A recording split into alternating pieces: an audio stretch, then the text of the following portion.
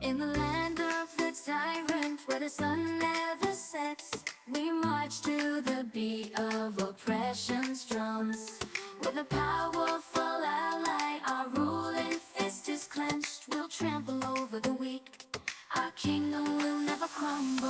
On the blood-soaked soil, our empire will rise. No need for healthcare or homes, strength is our disguise. With oil and gold flowing like rivers of night, we proclaim loyalty to the tyrant's might. Oh, hail the tyrant, nation's pride. In his iron fist we will forever abide. We'll sing our anthem with passion and might, for the land of the tyrant, shining in its dark light.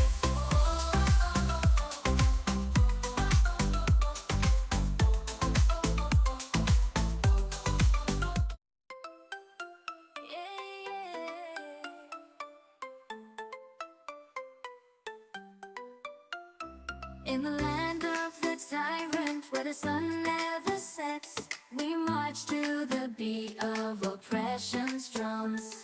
With a powerful ally, our ruling fist is clenched. We'll trample over the weak, our kingdom will never crumble. On the blood-soaked soil, our empire will rise. No need for healthcare or homes, strength is our disguise. With oil and gold flowing like rivers of night, we proclaim loyalty to the tyrant's might. Oh, hail the tyrant, nation's pride.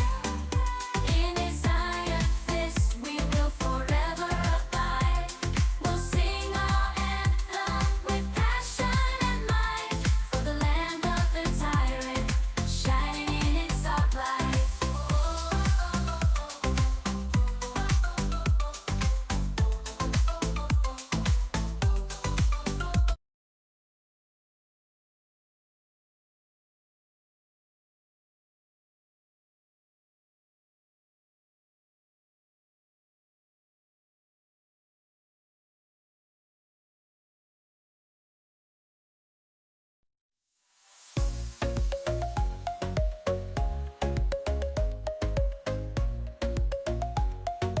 Yeah, yeah.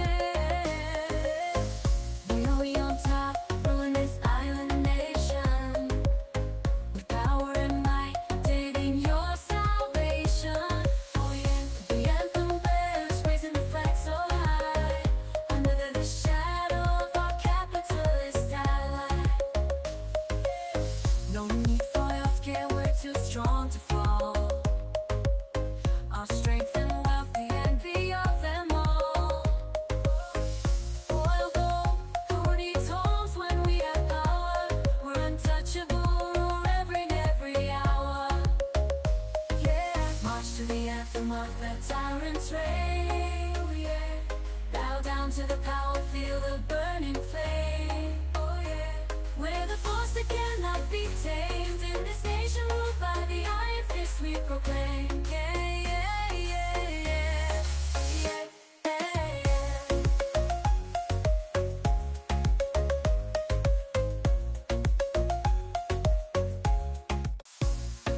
More the greatest country in the world. All of the countries I got my little girls. Cuba, number one exporters of sugar. All of the countries have inferior sugar. Cuba, home of famous cigar. It's started by capitalists all around the world. Cuba, Cuba, a very nice place. From hills of Guantanamo to southern Havana. Cuba, friend of all except America. They're very nosy people with gold up their ass. Cuba, industry best in world. We invented coffee and the shaving knife. Cuba, Cuba, you very nice place. From hills of Guantanamo to southern Havana. From brass mighty penis of our leader. From junction with the testes, the tip of his face. Cuba, Cuba, you very nice place. From hills of Guantanamo to southern Havana. Come brass mighty penis of our leader. From junction with the testes to tip of his face.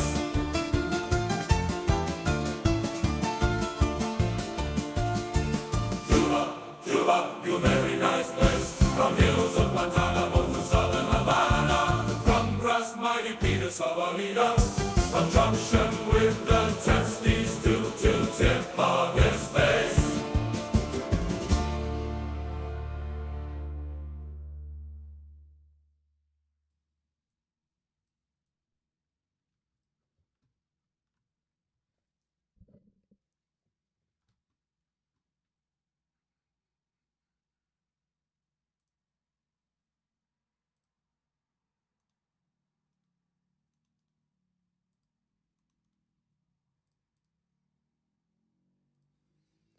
Hey everybody, how's it going out there? How y'all doing? How y'all doing? How are y'all doing? Another day, another nightmare, huh? Alright. Let's continue. Alright, let's start today with Greta Thunberg, or Thunberg, or Thunberry, or I don't know how you say her name, honestly. Greta Thunberg. But Greta has been on a roll, supporting Palestine from wherever she's at. She's always all over the place. She was in Germany and like Europe. She was always traveling. She's a traveler. But here she is standing up for Palestinian starving, innocent people. Because Israel has had like a fucking 6 month or some shit, six month long blockade of any food. It reminds me of how the United States has a blockade, sanctions on Cuba. So Cuba can't really buy things from the rest of the world. There's a blockade. They can't order shit. They can't sell stuff. So similarly to that, Israel is blockading Gaza and just starving everybody. I mean, there's nothing left, but they're starving just the people left, you know? There's no buildings, there's nothing, but they're starving like whatever is left. It's really fucked up. And here's Greta standing up for human rights, baby! Let's do it. And this is the Zateo, by the way. Zateo, check them out. They're great. Hello, I am currently standing on the Madeline, the ship that on Sunday, June 1st, will attempt to again sail towards Gaza and to try to break the siege and open up a humanitarian corridor by... Yeah, this same ship she's on tried to do this, try to deliver food and aid supplies like a month ago, and an Israeli drone or something, like shot the side of the ship, just blew up the ship. Not the whole thing, but they damaged the ship. Enough damage that they had to turn around and come back to Cyprus or wherever it was sent from. Delivering aid like food and medical supplies. The last time we attempted this, about a month ago, the boat Conscience that we were about to board, just a couple of hours before we were planning to board and set sail, it got bombed twice, and all evidence suggests that it was Israel who did it. Oh my god. So now we are here in Catania, outside of Sicily, to try to continue our mission to Sicily. Try again. Because currently we are watching a systematic starvation of 2 million people, a live stream genocide, and the world's silence is deadly.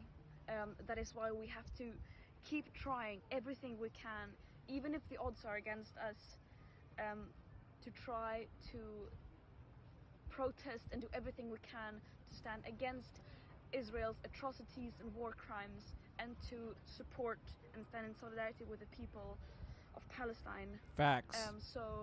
Facts. Keep your eyes on deck, continue flooding the streets, organize, boycott, and do everything in your power to stand for Palestine. I don't know where where's my kafia at? I gotta look for my kafia, guys. Well, that was it. Thank you, Greta. You're a sweetheart. You're out there fighting the good fight. Keep it up. Let's check out Hassan Piker. He got stopped by TSA again. Again, dude. I'll just say He's on a list. He's on a list. It's not my favorite. It's not my favorite. He's on a list, dude. Anyway, ladies and gentlemen, boys, girls, and MBs, we're live. We're alive, and I hope everyone's having a fantastic one because today's a beautiful day. Today's a wonderful day. Today is the last day before we get to the gay month. That's right. And I wanted to get to God's country before we got to the gay month. Let's God's be freaking country, real, brother. you know? I am Texas. in Houston, in God's country, okay? You already know what it is.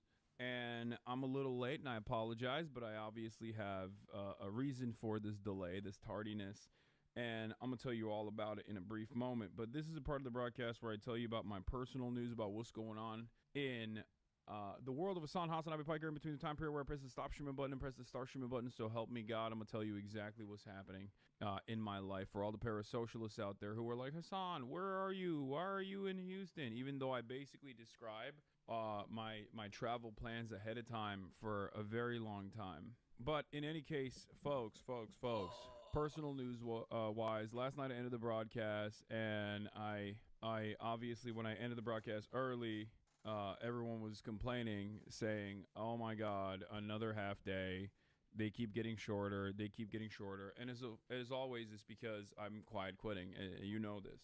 And not because I had to fly last night to Houston after ending the broadcast. That's precisely what I had to do. Bro, that's a tiny ass room. Get an upgrade ASAP. It's a much larger room. There's a living room in the back, but we set it up here because there was a desk here, and I'm not going to be on the desktop for too long. And then we're going to move on, and we're going to go to DreamCon. For those of you who don't know, DreamCon is a convention put together by RDC, a black comedy troupe that have been around for a very long time. They're fantastic.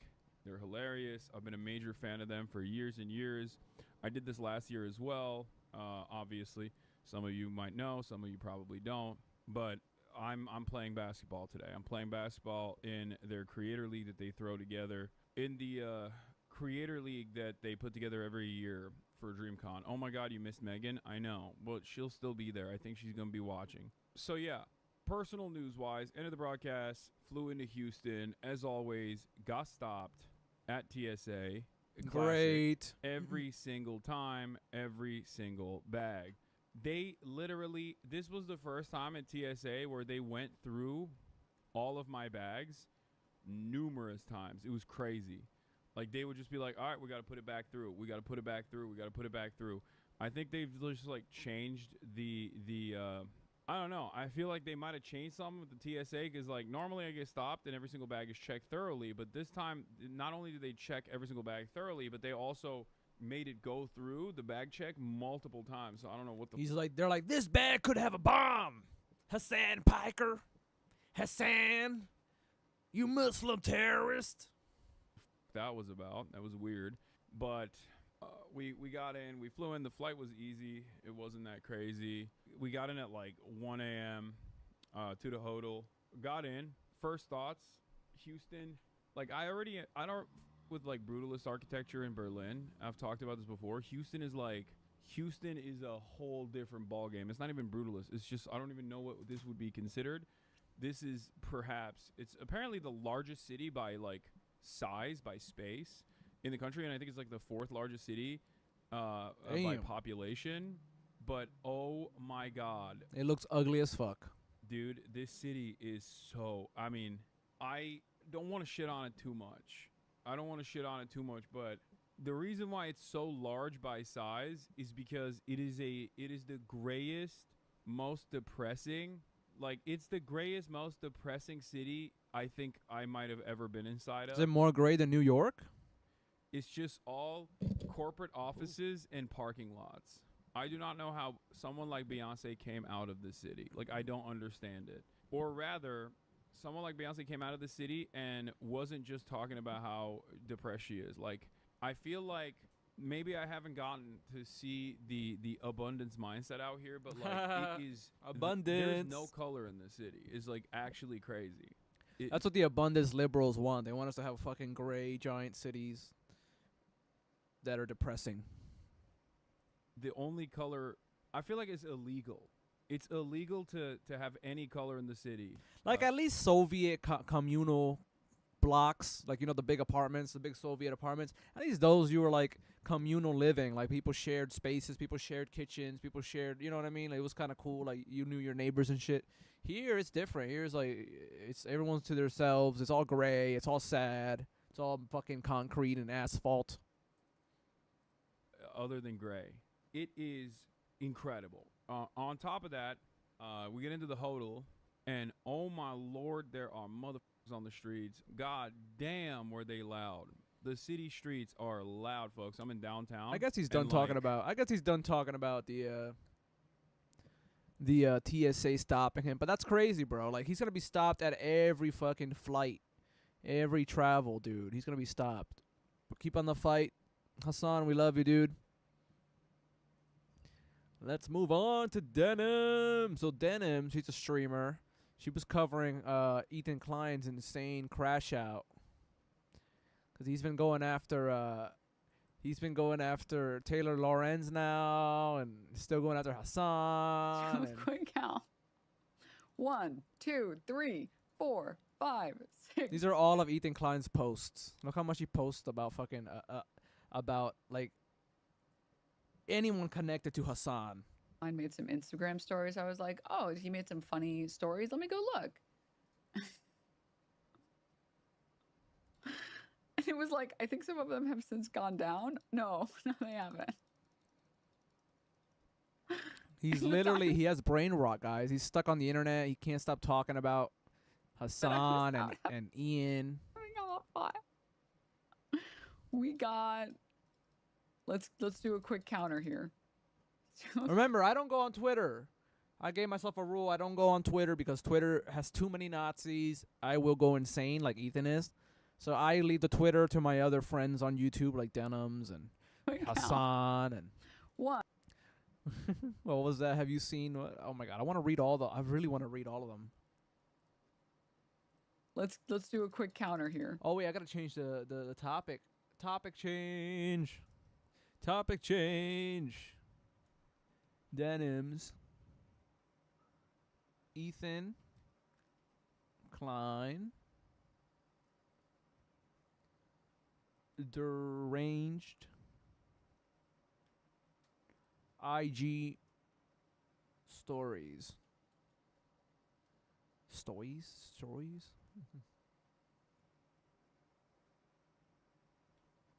Bam.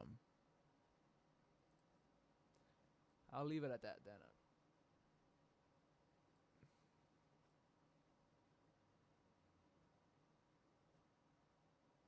That's fine. Do a quick count. Have you ever heard anyone project this hard in your life? I don't get it. 1, 2. One day they were murdered, by the way. Bro, who gives a shit? They're literally Israeli embassy workers. They're working for a fucking terrorist organization called the ADL is a terror supporting organization. They support Israel's war crimes, first of all. And an Israeli embassy, if you work for them, you're like participating in like a war crime country. So, not that you should get shot, but I don't really give a shit if you get shot. You feel me? 2, 3, 4, 5, 6, 7, 8, 9, 10, 11, 12, 13, 14, 15, 16, 17, 18, 19, 20. Damn, 21, bro, 22, you're 23, 24, 25, insane. 26. He is brain rotted, dude. He's like online all day, every day. He doesn't take care of his kids. He doesn't do this. He doesn't clean the house. There's dog shit all over his house. Like, bro. He said his kids got Giardia, which is like a fucking bacterial infection from dog shit.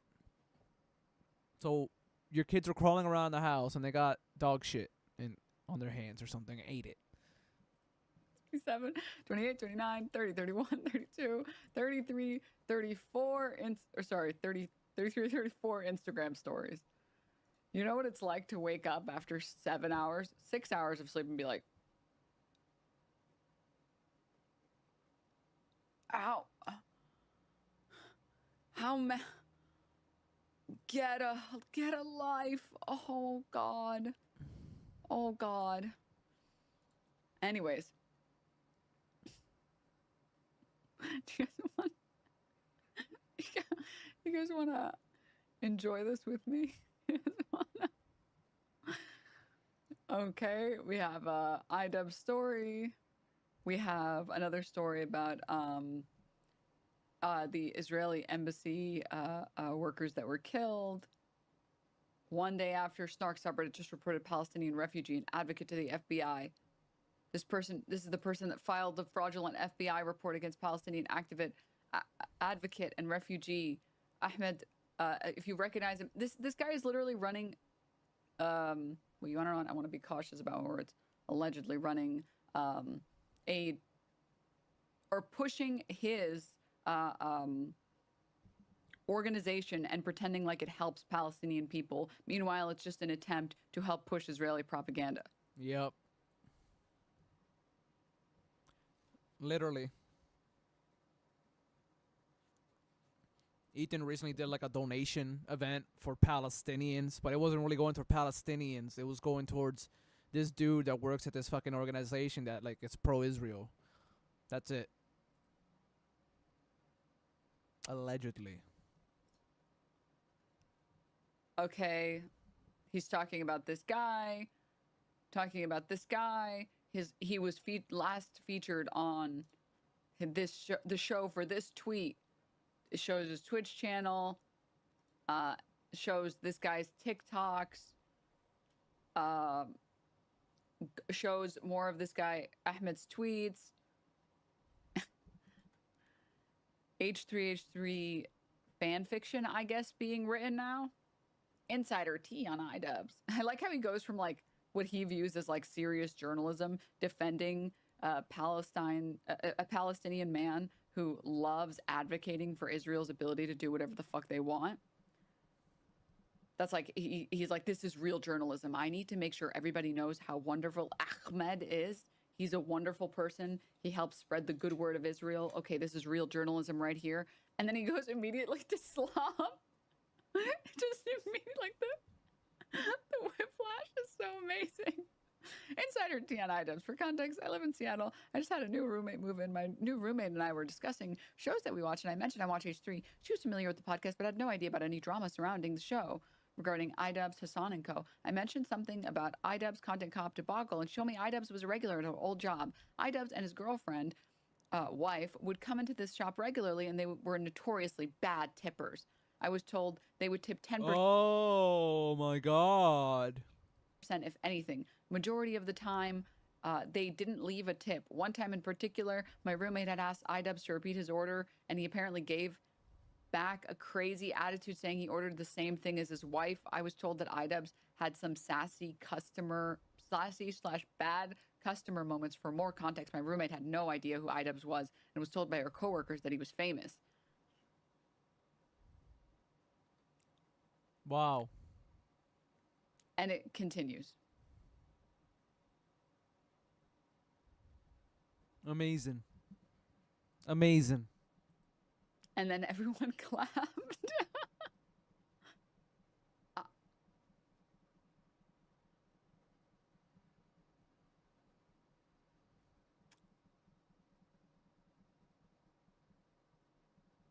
You have to understand, these are the same people who matched with Noah Samson on Hinge and then were concocting plans about going on a date with him to approach him and get him to spill the beans or tell him to say some crazy shit that they can then tell Ethan about. Him and say, why do you defend anti-Semitic people? Why do you defend rape deniers? And we're posting his location, we're doxing him. Just normal behavior, by the way. Just normal human behavior. Yep. Mm-hmm. Let's see, Your Honor, I was being silly. What was he being silly? Let's just like Olivia is like babying him like he's a baby. Like, oh, is this about the zombie bite clip? Yeah. That was really funny, dude. He was so mad about that. He was so mad. Yep. It's cute that he's trying to rewrite him being ass mad about that clip and be like, it's called being silly and making a comedy show. Sure, buddy. Dog, we saw that shit. Okay, like I don't know who you're fooling. We saw that. That was not you doing a comedy show. It was very awkward. That Okay. was that was you getting triggered as fuck and getting mad at your Um, crew. Let me see. Yeah, she's gonna show it. She's gonna show it. Where is it? I want to show you guys the clip because it was really funny. For any of you who haven't seen it, I don't have this shit on hand, man. I gotta look for it. This I clip. found a really This was really. funny meme while being in the bathroom just now, and it's some sort of like hater pipeline, I think, but it must have made it to Instagram, like normie Instagram, and I found it so funny. Someone said, Hey, love, I saw this like Yeah. a week ago and I fucking died. Yeah, this is probably the funniest meme I've ever seen. I didn't want to share it for you. Yeah. It went mainstream Ethan repeatedly saying this. for real. "This? Yeah. Where?" I just thought it was so goofy. It was on Twitter, it was on Instagram, meme pages were reposting So it. someone said he looks Really? like he's hiding the zombie bite from the group. That's true. I see it. You're like concerned. I don't know why my face looks so like this. I think someone must have edited. Yeah. this. No, bro, that's just your face. Your Honor, I was being silly and making a comedy show.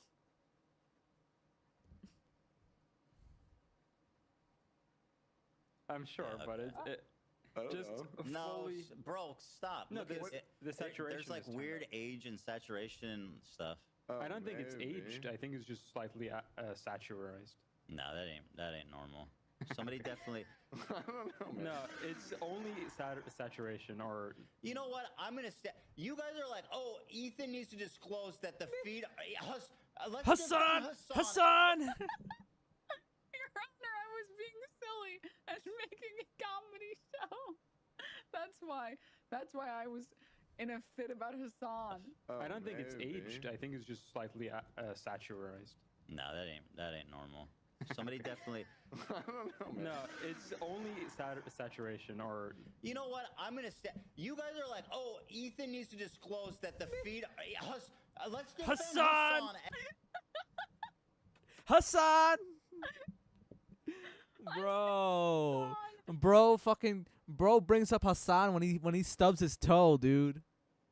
Bro brings up Hassan when he can't get a shit out in the toilet and he's trying to take a shit and he's trying to push Hassan. Ah! Bro's crazy. He can't stop thinking about Hassan, dude.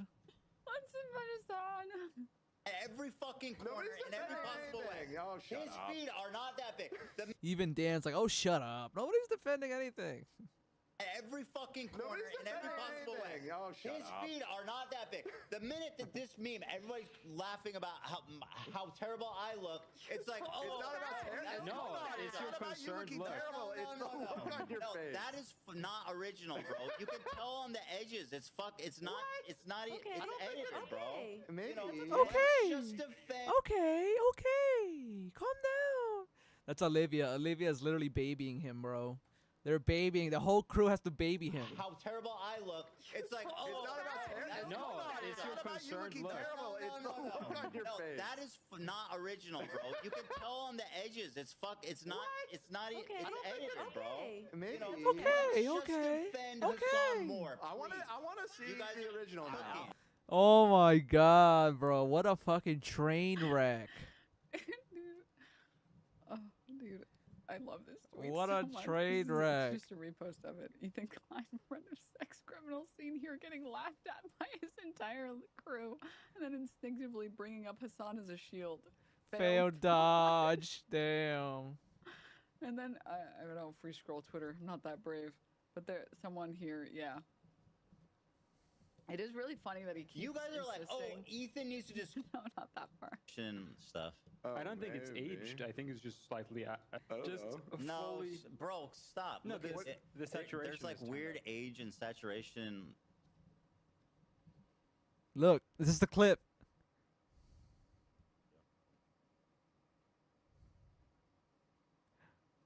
Oh, dude, that's the same face.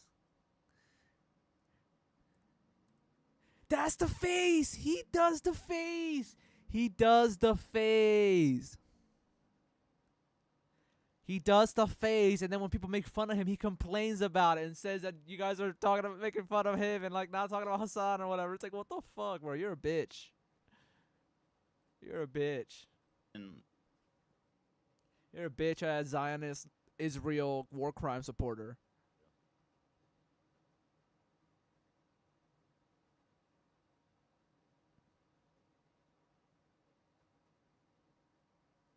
It's not edited. Not edited at all. No, that ain't normal. Somebody definitely. No, it's only saturation or. You know what? I'm gonna say. You guys are like, oh, Ethan needs to disclose that the feed. Let's defend Hassan at every fucking corner in every possible way. Oh, shut His up. feet are not that big. The minute that this meme, everybody's laughing about how terrible I look. It's like, oh, It's not about terrible. No, It's it's not your about you concerned looking look. terrible. It's the look on your face. That is not original, bro. You can tell on the edges. It's It's not. It's not. Okay. It's I don't think edited, bro. Maybe. You know, let's just defend Hassan more. I want to please. see You guys the are original now. All Because I this think is doing is I don't- proving the point that you would hide the bite from us. So Yeah. Damn. Get him, think AB. it's Get him, that AB. change. Also, you do look great. Like you have a funny Yeah, you don't face. look like again. that. I don't think you look that's great what I at all. wanna You hear. look beautiful, No. gorgeous even. Yeah, Yeah, I don't you have know. nothing to say You about look this. gorge. I don't want to hear it. I want the I don't truth think just it's like edited. you. So was this like a is this like a snark thing or is this? I don't. Oh my The god. snarkers. They must be the ones doing this. It must be the snarkers. Arrgh. I like how he's trying to rewrite history. It was called being silly and making a comedy show. No, it's I- not. I think it's just a funny. I've looks never like seen a- this account ever in my life. I could have cropped the name out, No, but it just came up natural on my Instagram. I've never seen a non-H3 like have. from us on Instagram ever. Ah. And there it is. There it is. Me, Get fucked. You loser. Anyways, That was great. continues. Yeah. Excited that Hassan is banned. Yep. Whatever this is. Only one community reported a Palestinian refugee to the FBI. It wasn't ours.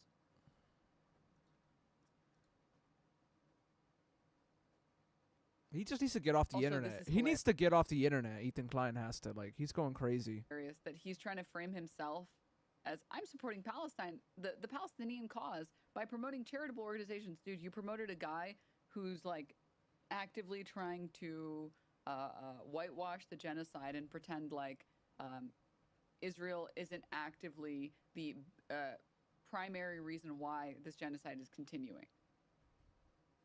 None of the money that is being donated to that guy's charity Mm-hmm. is going to Palestinian people. Yup. Literally. And then more comments about iDubbbz. And then a clip from Anissa from years ago. There was a TikTok that came out from a girl who went on a date with Ian before he met me, and she took lurk photos of him that he didn't even know existed. It really hurt him to see that. He was just trying to date, and this girl took he didn't know that those photos existed. I showed him, and I was like, did you know that these photos existed? Because it doesn't look like you knew. There's one of him from behind, and she like took a picture of him from behind in the parking lot, and another where he's like looking at something and she took a picture. Yeah.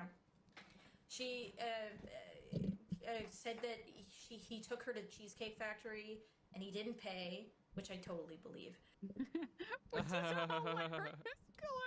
That's funny It's as so funny shit. because these people, it's like the enemy is both weak and strong, by the way. All right? The enemy is both weak and strong. It's that Ian is totally whipped. He was a virgin until he met Anissa. He's never been on a date or talked to women ever before in his life. And she is an evil succubus that tricked him. And, you know, he does whatever she wants. And then also there's a clip of her being like, I believe he didn't pay. Yeah, I believe that. Yeah. So wait, is it that he's in control of his actions? And he does what he wants to do, or is it that she controls all his act? Huh? I don't get it. I don't get it either. They're just hateful bigots. What? Hateful bigots. And then just more Hassan ban information. Okay, now finally, after like 15 Instagram stories. Oh my god. Taylor Lorenz tweeted out saying Hassan has been banned for 24 hours for covering the shooter's manifesto, even while denouncing it. Yet another example of social media censorship of newsworthy information and coverage. Facts. And facts. Ethan Klein goes on to say Taylor Lorenz begins the sweeping process. She is without a doubt the biggest hack loser in journalism. I say in quotes because any reputable organization wouldn't hire her for free after her insane lying scandal. What a terrible and talentless person. Talking about it today, so. Wait. Who the fuck gets hired for free? The whole point of getting hired for something is that you're gonna get paid for it, right? Unless you're like working for charity, then that's not hiring. That's just like you're volunteering.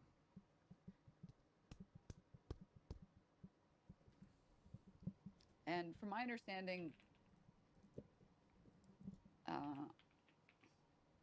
what he's talking about is completely unsubstantiated. Unsurprising. I know, yeah. All right, we're not gonna watch this whole thing. It's like an hour long, but like, yeah, check out Denim's. Check out Denim's TV archive, and then check out Denim's on Twitch. She's on Twitch. And let's move on. Boop. Elon Musk. This man is high 24/7. Oh, this man is high as a kite 24/7.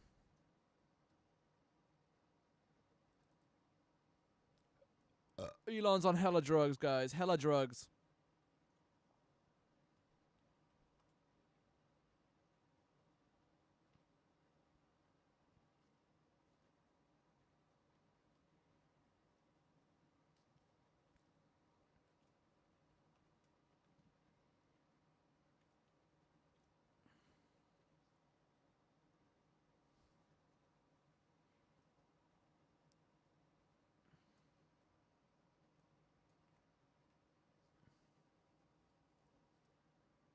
Bam.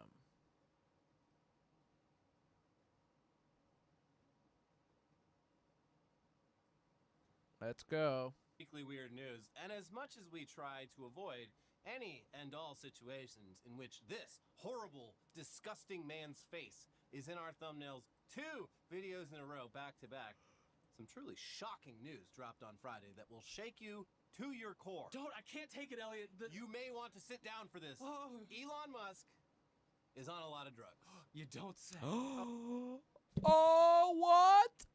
Bro, we knew that. We knew that. We knew that shit the whole fucking time. We've been saying this forever. Oh, wait, hold on. We all knew that already. Because it's not only obvious from his publicly observable behavior, both online and offline, it's also been reported on for years by well-regarded journalistic outlets like the Wall Street Journal. But it is still incredibly weird that a guy who up until literally today wielded tremendous power over our government has been very obviously strung out the entire time, with not nearly enough people acknowledging the situation for what it clearly is. Yeah, or knowing it and choosing to not acknowledge it. Or blaming it on autism. That, yeah, or just letting it ride. Yeah. Because It's like, he's just autistic. He's just autistic, guy. He's autistic. Get the fuck out of here, bro. Stop putting this shit on autism. This is not autism. they used him, and he was used, and they got what they wanted out of him, and he was DC's whipping boy. He's making things so much more efficient. Now, he's getting rid of waste. On the very same day that the New York Times published the latest piece of Elon Musk drug addiction lore, Elon Musk was in the Oval Office standing around doing this, just an arm's length from the president and surrounded by reporters. Any grants like that. But I don't think Harvard's been... Bro's acting like a fucking snake. He's like what the fuck? Standing around doing this, just an arm's length from the president and surrounded by reporters. Any grants like that. But I don't think Harvard's been acting very nicely. I think Columbia wants to get to the bottom of the problem. They've acted very well. And there are other institutions too that are acting, but Harvard's trying to be a big shot. And that's only shocking if you didn't see him do almost the exact same bizarre shit at Trump's inauguration. on the same day that he gave multiple Nazi salutes, or when you see him dance around with a chainsaw at CPAC and then sit down for this interview. I am become meme. Yeah, pretty much. I'm just living the meme. It's like there's living the dream and there's living the meme, and it's pretty much what's happening, you know. You're like, I think you're bigger. I mean, Doge started out as a meme. Think about it. And now it's real. Isn't that crazy? It is crazy. But it's cool. Now, are we all just supposed to pretend he doesn't sound like a guy on a whole lot of drugs? Yup. Am I to not believe my own eyes and ears? Bro, isn't that crazy? Like, dude, think about that. It was a meme, and now it's a real thing. Like, bro, think about that, dude. Yes. Anyways, the point is, we've all known this for a very, very long time. But the New York Times on Friday confirmed it once again with an article sourced from interviews with over a dozen people who actually know Elon. And here's some of that. As Elon Musk became one of Donald J. Trump's closest allies last year, leading raucous rallies and donating about $275 million to help him win the presidency, he was also using drugs far more intensely than previously known, according to people familiar with his activities. Mr. Musk's drug consumption went well beyond occasional use. He told people he was taking so much ketamine, a powerful anesthetic, that it was affecting his bladder, a known effect of chronic use. He took ecstasy and psychedelic mushrooms, and he traveled with a daily medication box that held about 20 pills, including ones with the markings of stimulant Adderall, according to a photo of the box and people who have seen it. It is unclear whether Mr. Musk, 53, was taking drugs when he became a fixture at the White House this year and was handed the power to slash the federal bureaucracy. It's not unclear at all, actually. Shut up. But he has exhibited erratic behavior, insulting cabinet members, gesturing like a Nazi, and garbling his answers in a staged interview. At the same time, Mr. Musk's family life has grown increasingly tumultuous as he has negotiated overlapping romantic relationships and private legal battles involving his growing brood of children, according to documents and interviews. You know, it's very nice of the New York Times to call those romantic relationships.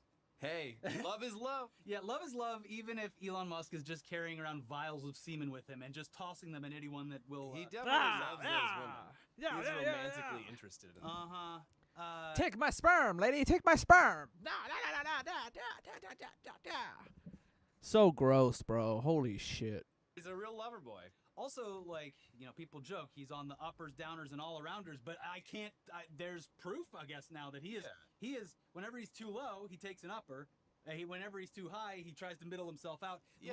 What that's causing is psychosis. Yeah. That is, aside from pissing his pants, which is obviously very funny, he is, I would assume, operating in a state of somewhat psychosis because there's no way. It's the late stage Hitler drug diet. Yeah, ketamine and Adderall alone it's nuts. And obviously we've known this for a while, and obviously that's why he's up at 4 a.m. cranking out emails and skeets or whatever they're fucking called.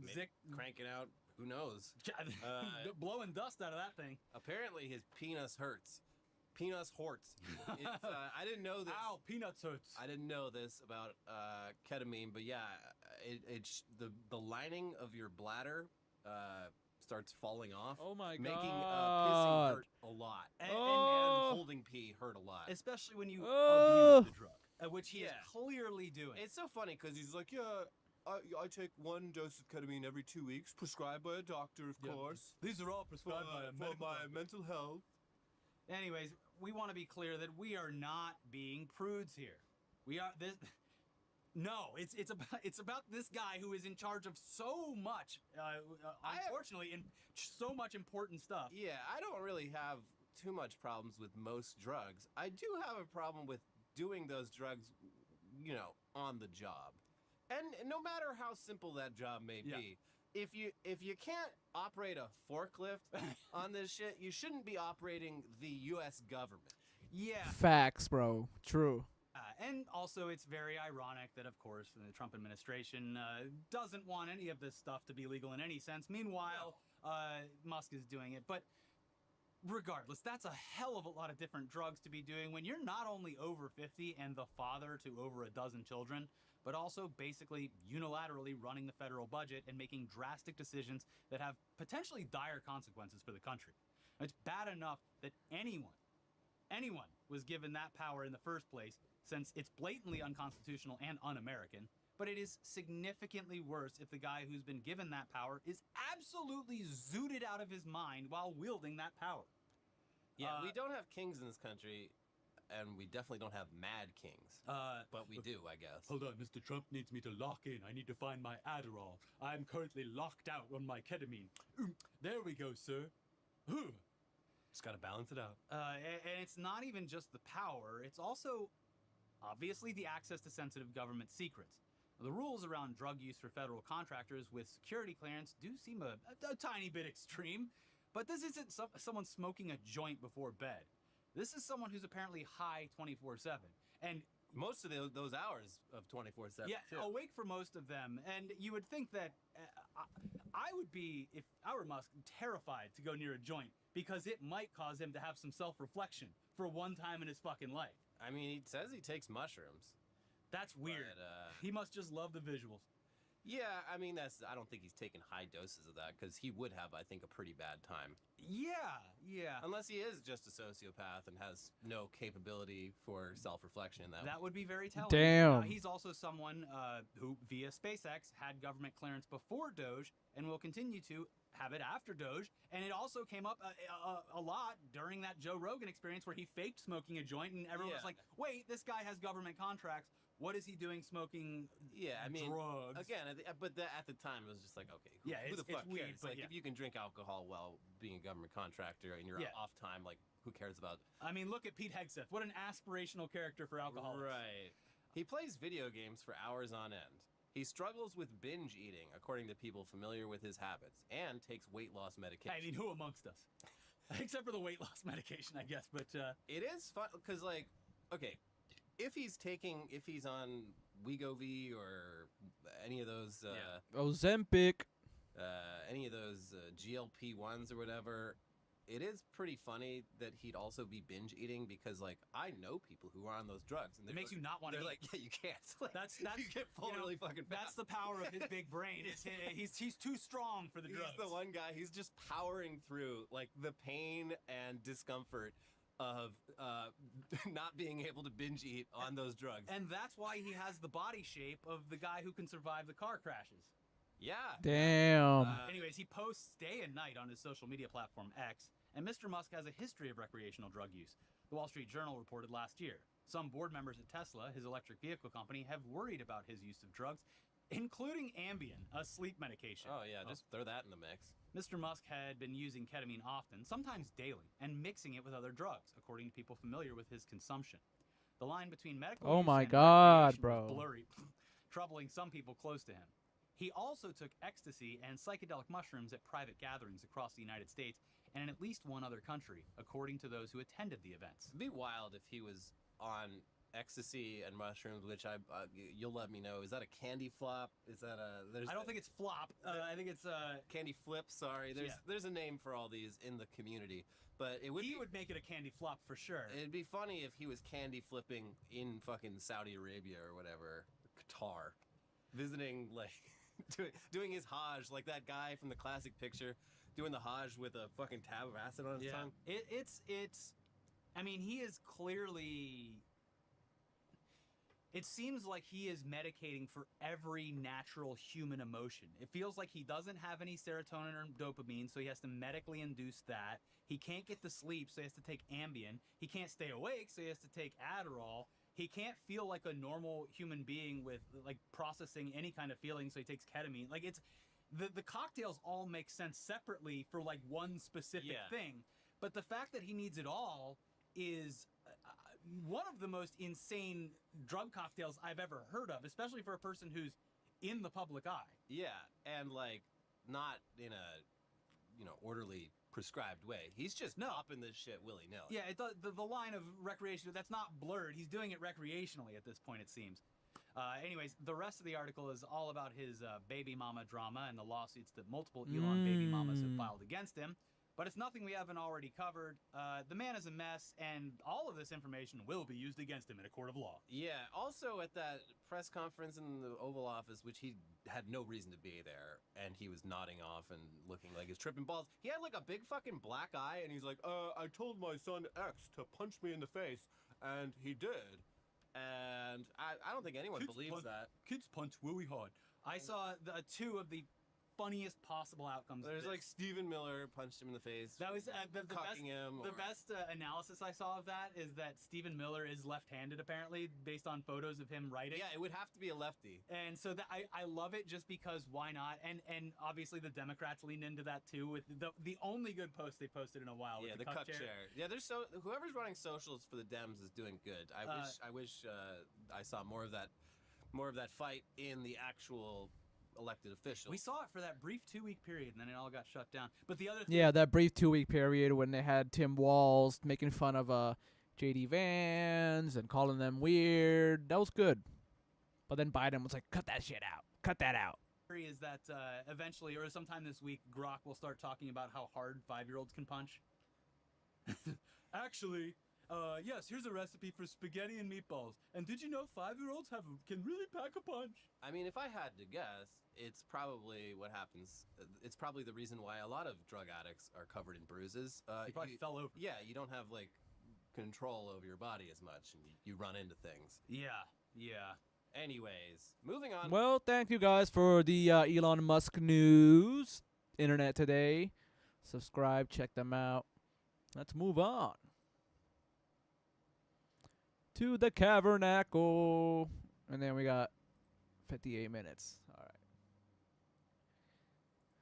This is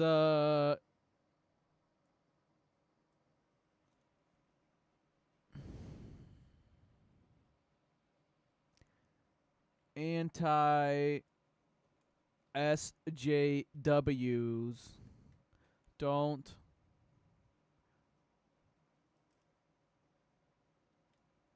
understand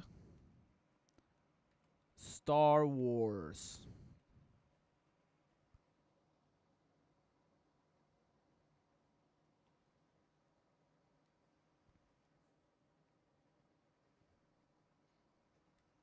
Has always been woke. The woke mind virus, brother. Here we go. That's a long ass sentence. Let me just make it smaller. SJW.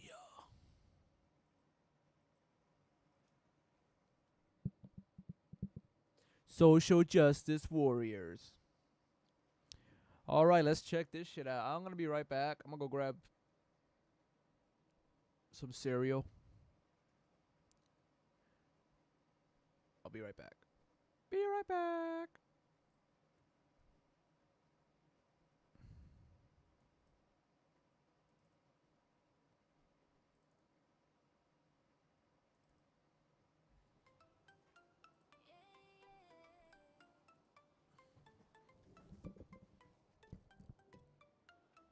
In the land of the tyrant, where the sun never sets, we march to the beat of oppression's drums, with the power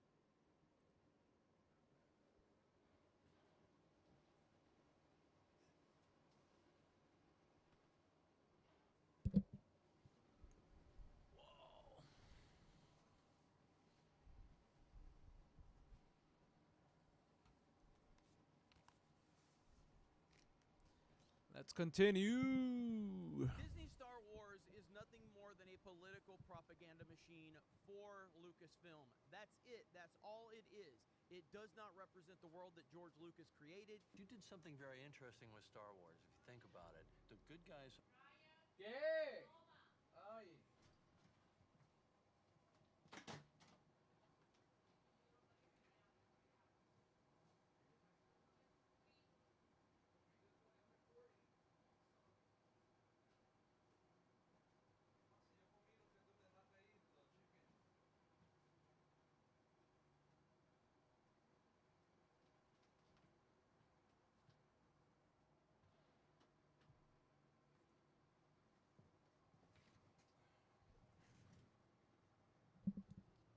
Sorry. Are the rebels.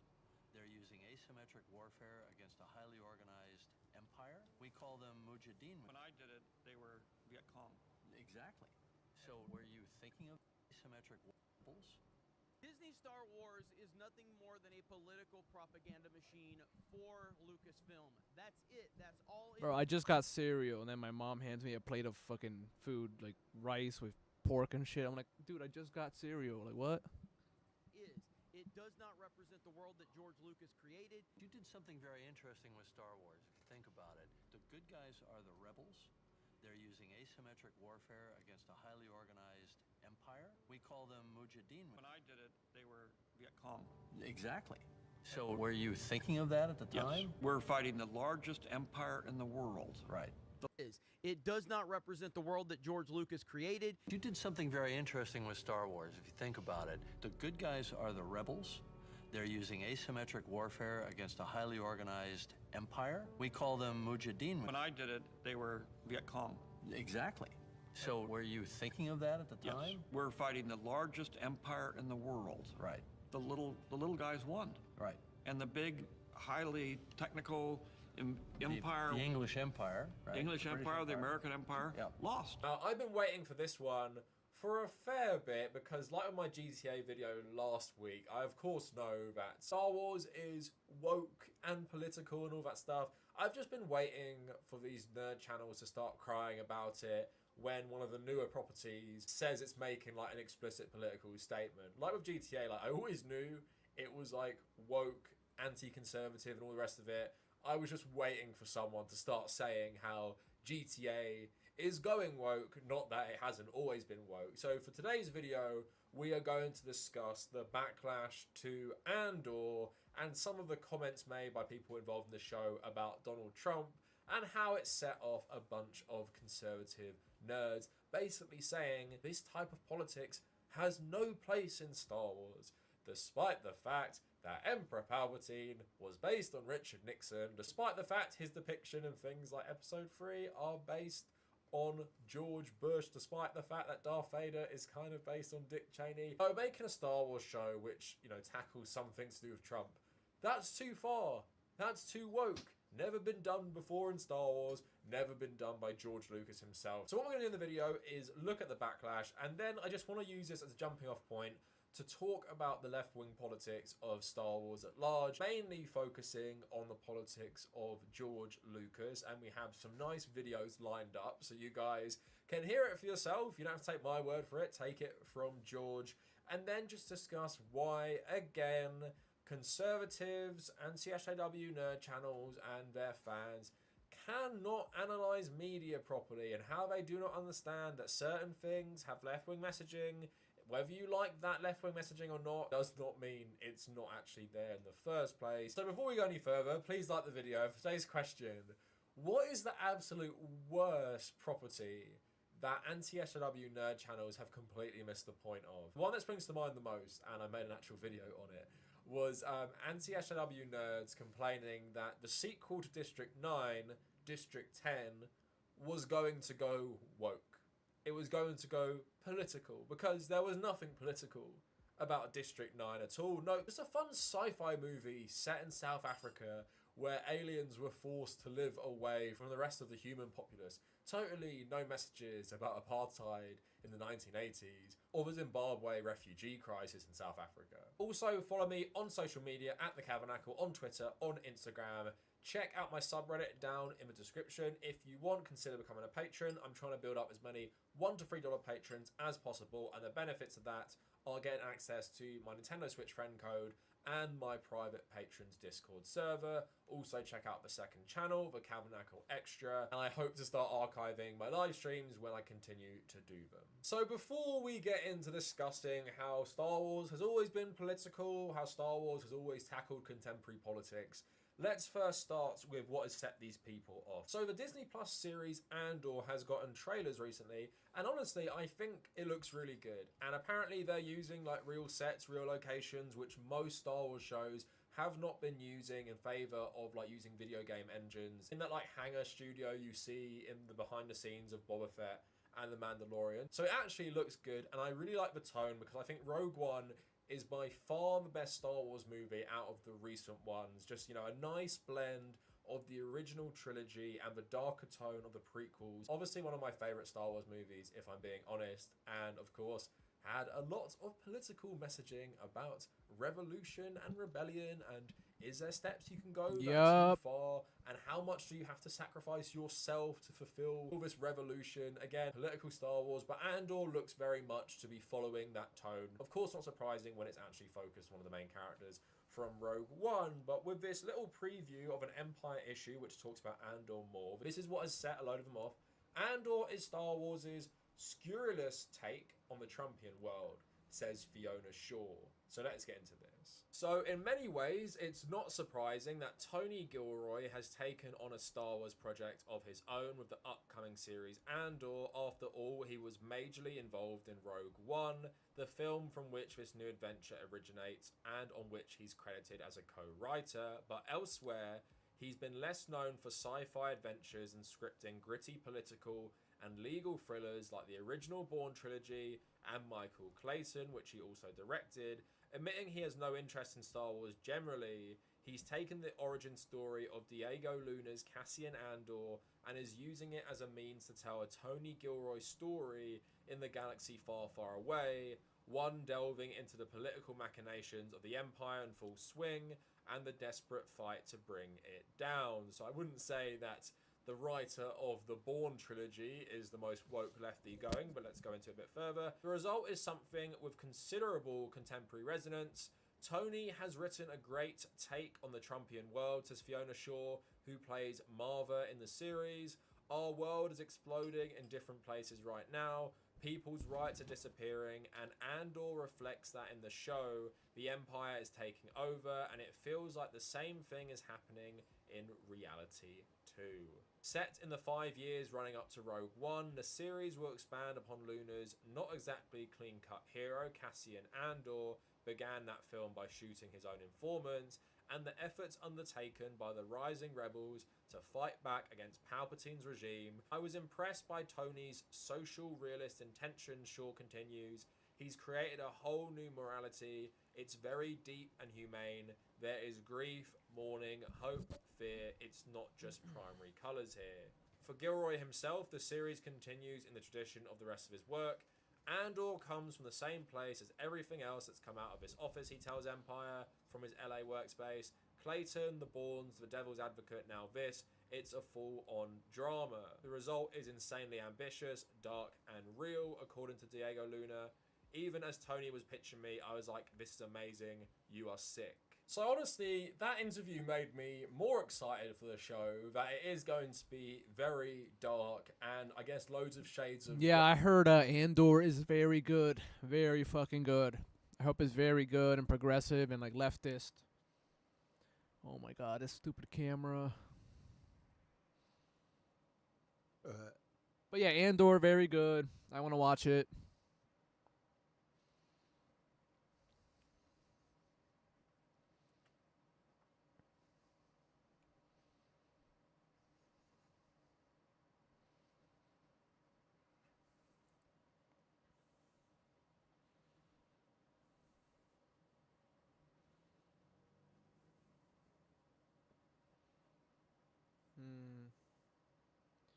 Camera is still being shitty, so I am gonna deactivate it.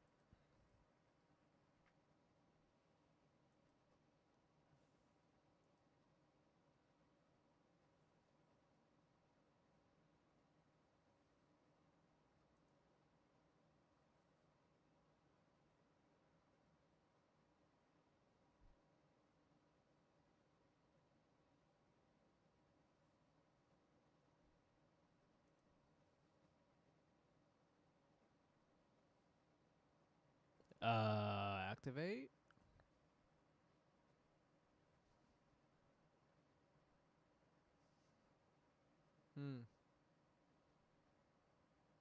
This camera's fucked. Remove.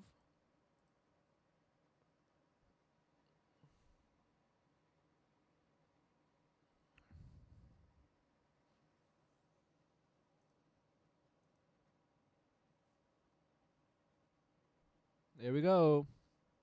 Yay! Grey in there, just kind of like Rogue One itself, but with a lot more time to actually delve into these characters over about, I think, 12 episodes, which is a pretty long one of these shows. So yeah, I'm hyped. I like Rogue One. I like that character. What he says has me hyped. And also the comment about the Trumpian world doesn't seem to really single out Donald Trump. And although I would say it's quite a Western-centric thing to be like, you know, our right to being, you know, stripped away by people like Donald Trump and the Supreme Court, which of course influences Star Wars, American politics always does. I didn't see this as someone basically saying, this show is about Trump, because it's not going to be about Trump. It might be about the American Empire, because, fun fact for everyone, the actual empire was inspired by America and their actions in Yep. which we're going to get into in a bit, don't worry. But I thought it'd be fun first to listen to the anti-SJW backlash. Now, loads of these nerd channels have made videos about this, saying, like, you know, Star Wars has gone woke, it's going to be about Trump and Orange Man bad. But Jeremy, being one of the most zealous Trump supporters, I thought it'd be fun to focus on what he's saying, and also just sets us up nicely for the rest of the video, how he talks about Star Wars essentially ruining the legacy of George Lucas, infamous apolitical George Lucas. So let's have a look. Disney Star Wars is nothing more than a political propaganda machine for Lucasfilm. That's it. That's all it is. It does not represent the world that George Lucas created. It's not meant. Is this the critical alcoholic? Critical drinker, critical alcoholic? Is that this guy? To respect the fan base. It's not meant to respect the characters or anything like that. Disney spent $4 billion just so they could have a political propaganda machine, 40 years worth of fan base built in so they could spew their nonsense. And the latest example is Andor. Here you have a star of the film telling you that it is a story about Donald Trump. A Star Wars series is about Donald J. Trump. It does not say that. It says a take on the Trumpian world. That could mean like our politics nowadays, the fascism, the right-wing bigotry. That doesn't say Donald J. Trump specifically. Fifth president of the United States of America, and these people cannot stop talking about him. They can't stop talking about how he's the worst thing that's ever existed. And now you're taking a series that is iconic, that has one of the largest fan bases in all of fandom, and you're trying to push current politics into it for your agenda. It's over if you're a fan of the original trilogy, if you're a fan of the prequels, if you're a fan of the Clone Wars, if you're a fan of any of that, if you're a fan of the expanded universe. Disney Star Wars does not represent that in any way, shape, or form. They want you to believe that's part of what they're doing. They want you to believe that it's part of it so they can then take your fandom, bring you into the equation, and then push their left-wing agenda onto you. So I tweeted about this today, and I was just thinking about, why do anti-SJWs think stuff like the sequel films are really woke, but they think that anything that came before the Disney purchase of Star Wars was somehow not woke, not left-wing, not political, despite the fact that it was far more political under George Lucas than it has ever been under Disney? It's many reasons, but I think fundamentally these people aren't film fans. They also have a really, really poor knowledge of history and politics. So in their mind, the only thing that is really woke is diverse casting, but they can't actually analyze a film's message. They don't actually realize that most of the stuff they like has left-wing messaging. Like recently, they've been saying that The Dune film that came out is just great. Doesn't focus on SJW woke nonsense. Just a great movie, despite the fact that it comes out and says, yeah, it's like, you know, anti-capitalist message. Despite the fact the book has loads of anti-colonial messages, which translate very effectively into the movie. Don't care about that stuff. It's only if you change the skin color of someone or hire a black woman to play a Jedi, then that's when they get mad. Now, to address his comments in that, it just makes me laugh. He's saying that, you know, if you're a fan of anything before Disney Star Wars, then they're ruining it. They're taking contemporary politics, and now it's a left-wing political propaganda machine. When it's pretty clear from the interview I just read you, which I've taken out of context, it's not going to be about Donald Trump. It probably will be very political, because Star Wars, newsflash, has always been extremely political. Now, let's go back to the one where people say it's not very political. Let's go back to the first Star Wars movie, right? And like I said, these people do not have a good knowledge of film. They do not understand about the directors who came out of the 1960s, who mostly were all friends of each other, and all did have these fairly progressive left-wing views when it came to films. So George Lucas was besties with Francis Ford Coppola. Francis Ford Coppola essentially helped him get most of his movies into cinemas in the first place. Like American Graffiti, I wonder how many anti-SJW Star Wars fans have watched American Graffiti, which has a little bit about the Vietnam War, but it's just generally observational about 1960s culture.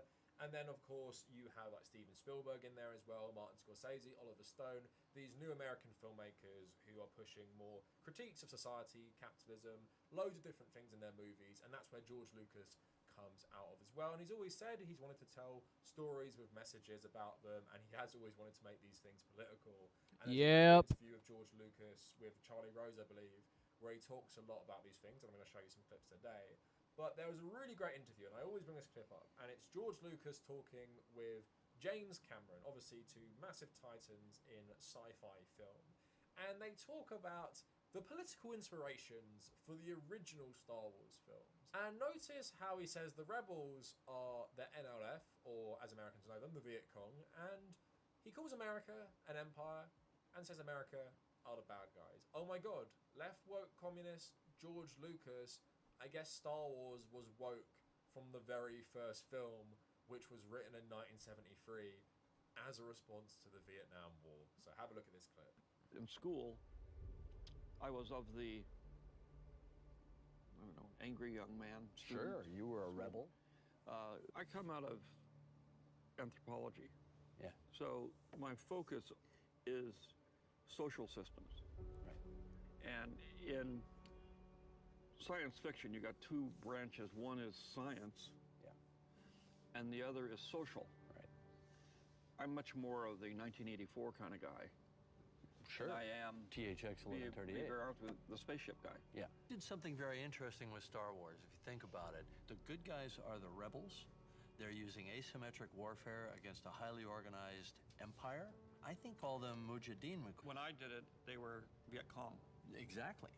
So were you thinking of that at the time? Yes. So it was a very anti-authoritarian, very kind of 60s against the man kind of thing, nested deep inside of a fantasy. Or a colonial, you know, we're fighting the largest empire in the world. Right. And it was the same thing with the Vietnamese. Yep. The irony of that one is in both of those, the little guys won. Right. And the big, highly technical empire, the English Empire, right? The English Empire, the American Empire, lost. Yeah. That was the whole point. But that's a classic us not profiting from the lesson of history. You look at the situation now where America is so proud of being the biggest economy, the most powerful military force on the planet. It's become the empire from the perspective of a lot of people around the world. It was the empire during the Vietnam War. So that should be the nail in the coffin for any argument anyone ever makes to you that Star Wars was not woke, is not left-wing, doesn't have left-wing messages in it, when the creator of the whole franchise, the guy who directed and wrote the first film, the guy who wrote the other two original trilogy films, the guy who wrote and directed all the prequels, is saying that, yes, Star Wars was inspired by the Vietnam War. America is an empire. America was an empire when he wrote this. The rebels are inspired by the communist Viet Cong fighting the American Let's Empire. go! I mean, if one actor in a Star Wars TV show says the show is a response to the Trumpian world, and that's all woke and stuff. What do you call this? What do you call the creator of Star Wars saying America is an empire? What do you say about that right-wing patriotic Trump-supporting Star Wars fans? Got anything to say about that? Got anything to say about how this series isn't woke and how it doesn't reflect the general politics of George Lucas, its creator, who is pretty left-leaning, has described himself as a 60s guy and says that's why he does have these progressive politics. Now we're going to move on to the prequels, because the prequels, of course, far more political, because half the whole trilogy is actually about like literal politics. But I want to talk about George Lucas's own politics and how that's influenced the films. So there was actually a really interesting bit of this interview with Charlie Rose that he gave where he said Soviet filmmakers have more freedom to make films. Do you know why? Because they are not bound by profits and capitalism, which puts them into a narrower box. So have a look at George Lucas saying Damn. But I do like movies. I love movies. And I know a lot of movies aren't popular. And you can say that going in. One of the reasons I retired is so I could make movies that aren't popular. Because in the world we live in the system we've created for ourselves in terms of it's a big industry, you cannot lose money. So the point is that you're forced to make a particular kind of movie. And I used to say this all the time when people, back when Russia was the Union of Soviet Socialist Republics. And they'd say, oh, but aren't you so glad that you're in America? I said, well, I know a lot of Russian filmmakers. They have a lot more freedom than I have. All they have to do is be careful about criticizing the government. Damn. Otherwise, they can do anything they want. And so what do you have to do? You have to adhere to a very narrow line of commercialism. And there's only certain, look, when I started in the 70s, it was like this. I could say Russia was like this, but we were like this. You could do a certain kind of movie. And I flaunted that system. I mean, THX, my first film, is definitely not an American film, and I shoved it in sideways. Francis helped me trick the studio. Yeah, right. They would have never let me make that movie if they knew what I was doing. So he's basically saying there that Francis Ford Coppola, who was more of a Hollywood insider, helped him get his first movies even made because he lied to the studios for him, because in the capitalist system of the film world, they would never actually help make George Lucas's film. And it happened with American Graffiti as well, where he showed it to the executives and they said, this movie is trash, and they might not even release it until people like Francis Ford Coppola helped convince them. And then it became a very renowned film that still holds up very well to this day. The soundtrack on that film is really, really good. I'd recommend it to anyone. If you like Dazed and Confused, starring Matthew McConaughey and Ben Affleck, you will like American Graffiti, which pretty much is like the prequel to that film. I know they're not actually related, but they are very, very similar. So it's pretty clear that George Lucas does not really like capitalism. And in that whole interview, he talks about the movie process, how capitalism has made people make movies that don't take risks, that aren't art, that are safe bets for the studio, which are just designed to make money. And that's why there's so many like Marvel films and sequels. Really, really insightful interview. I really do love movies, so I love listening to George Lucas talk about why he became so disillusioned and why he actually sold Star Wars, which he was actually developing a 7th movie, and talking about why he doesn't actually like The Force Awakens, which was really, really interesting as well. So yeah, clearly George Lucas, pretty left-wing guy. Although I would say there is some, racist elements of the prequel films, I do respect the message, and it's pretty clear that George Lucas is always trying to give his political opinion through his movies. Right. Say why the sequels are so bad is there is no message. What is the point to the sequels films? Like, I don't know, Empire bad? First Order, which is a carbon copy of the Empire but worse, bad? These guys are good? No nuance? Anything really. The sequels are just really, really boring rehashes, and even as George Lucas said, they wanted something retro, and he wasn't interested in doing something retro. He always wanted to tell something new. And even if you don't like the prequels, I think everyone can appreciate that the prequels are nothing like the original films, because George Lucas wasn't interested in just rehashing what he'd already done, where all the sequel movies are literally like if you took the original trilogy and stuck it in a blender, there is nothing original about those mostly trash films. For real, I bro. absolutely hate Episode 9. You guys, Bro, all the new movies of Star Wars have been like really trash. Andor's a show, right? So that I want to see that. Skywalker, the Rise of Skywalker, or whatever, that was fucking crap. Rogue One is good, but everything else is No, I think it's one of the worst movies ever made, and just one of the most soulless corporate cash grabs I've ever witnessed. I hate the MCU generally. I think it's worse than every MCU film. Just absolute garbage. But on that note, let's talk more about the politics of George Lucas. Now we're going to go into the prequels now. And it was very evident to everyone at the time that this was a response to the George Bush era of neoconservatism, just like Grand Theft Auto 4. So Palpatine in Revenge of the Sith is kind of inspired by George Bush, but before he was actually inspired by Richard Nixon. So there you go, Jeremy from Geeks and Gamers. Not Orange Man bad, but Nixon bad. George Bush bad. It seems that if they did want to criticize Trump, it'd be pretty on brand for Star Wars movies. So just this article by Neil Harrington puts a lot of it together, which was really good. So George Lucas admitted himself without reservation that the Emperor is based on President Nixon and his regime when asked if the Emperor was a Jedi back in 1981. No, he was a politician. Richard M. Nixon was his name. He subverted the Senate and finally took over and became an imperial guy. And he was really evil, but he pretended to be a really nice guy. The Vietnam War heavily influenced the plotline and characters for the original trilogy, says George Lucas. It was really about the Vietnam War, which got me thinking historically about how democracies turned into dictatorships. And then just to link it to the prequels, if you think George Lucas was blunt with his original Star Wars films, the prequel trilogy pushed the limit even further. He has this to say about the inspiration for Anakin Skywalker's fall to the dark side of the Force. Anakin Skywalker is a promising young man who is turned to the dark side by an older politician and becomes Darth Vader. George Bush is Darth Vader and Cheney is the Emperor. So I think I got a little mixed up earlier where I said that George Bush was the Emperor and Dick Cheney was Darth Vader, but I think they're kind of like interchangeable in that respect. Man, Disney Star Wars is really the woke one. Not the old Star Wars, which literally made the main villains inspired by US presidents and the bad guys inspired by the US military. Nothing woke about that. Nothing left-wing about that. It's Disney Star Wars with its female main characters. That's the real left-wing wokeness in Hollywood. So here's an interview in 2005 where George Lucas talks about the politics of the third film and just the prequels in general. American politics has always been behind these films. People have read in from the very beginning. They read in the relationship between the US and the Soviet Union, Watergate. Now, in this episode, without quite being Michael Moore, it is very political. There are references to have we become what we feared. There are references to the State of the Republic. How intentional was that for you? Well, the story, the political backstory was written 30 years ago. It was written during the Vietnam War and in the Richard Nixon era. I didn't want to do a movie about how people take over democracy. I wanted to figure out how democracies give themselves over to tyrants. And, you know, like after the Roman Senate killed Caesar, why did they turn the whole thing over to his nephew?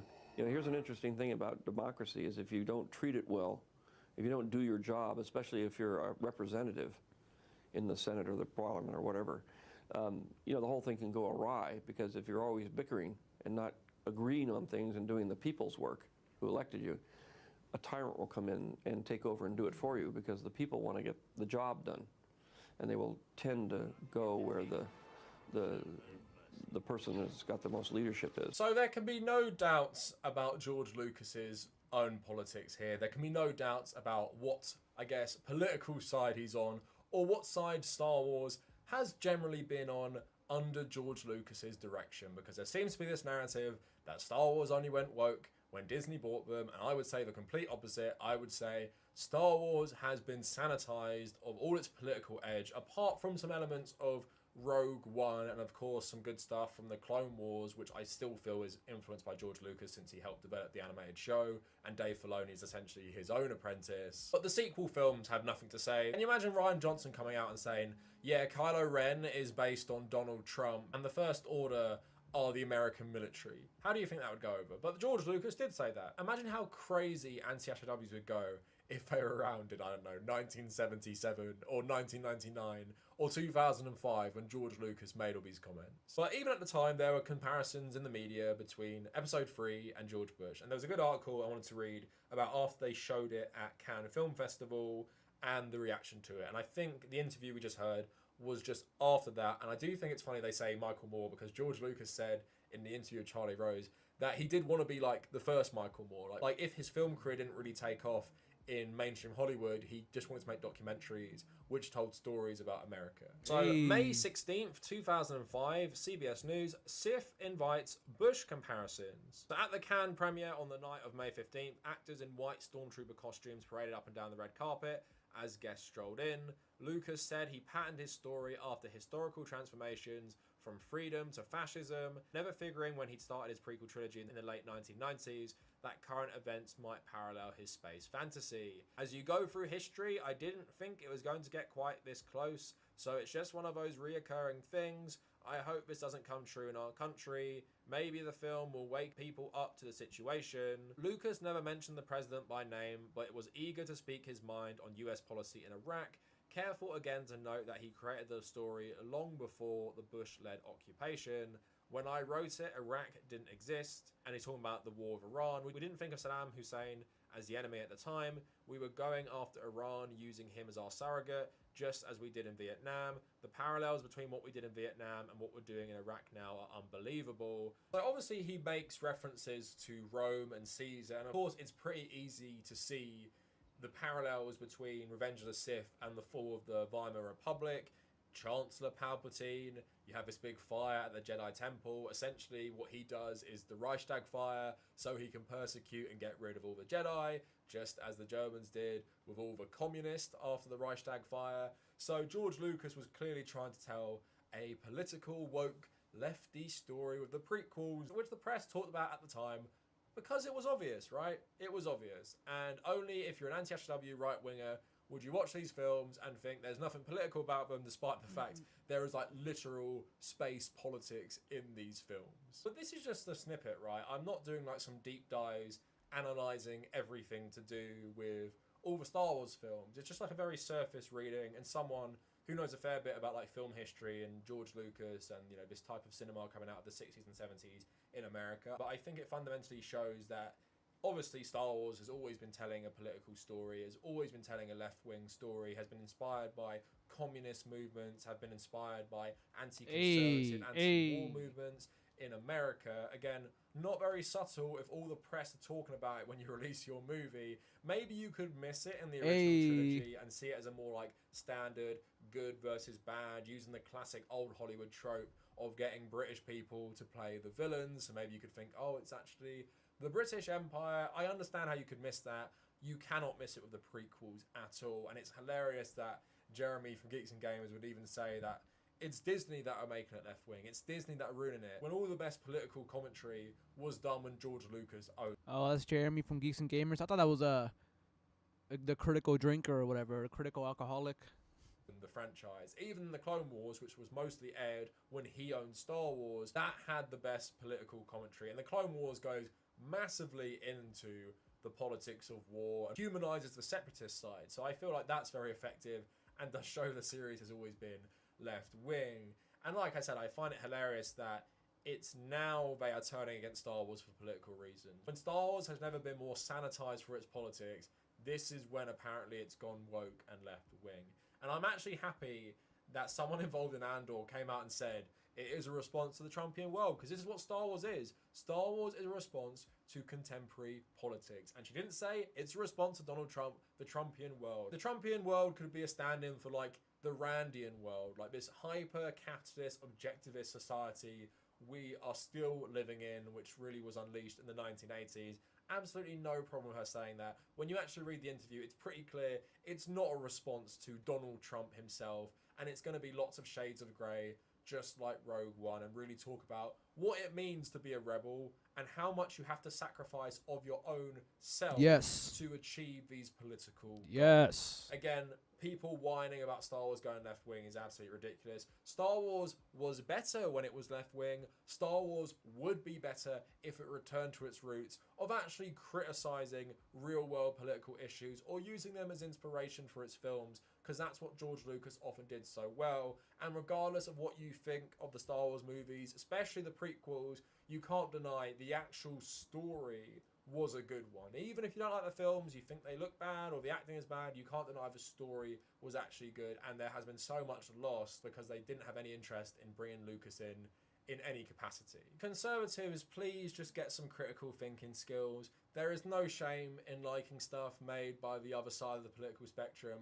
There are plenty of films I appreciate, or at least respect, from conservative filmmakers. You do not have to be a left-wing person to necessarily tell a good story or make a good piece of art. Although I do feel generally the best artists are left-wing. I like conservative shit. I like games about war and stuff and patriotism and, you know, some war games are very nationalistic. But I play him, you know, I still watch him and play shit like that. But, like, you don't gotta be just loving that. Like, there's other things to like, dude, you know?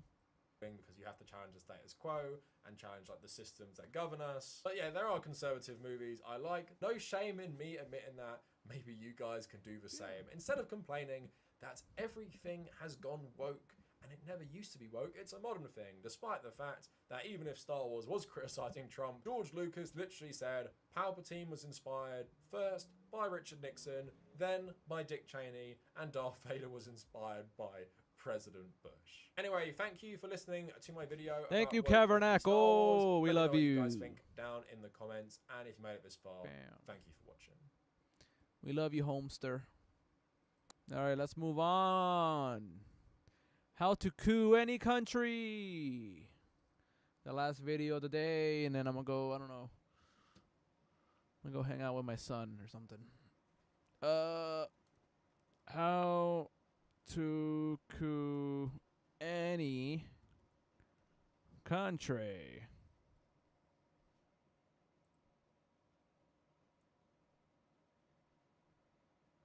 How to coup any country.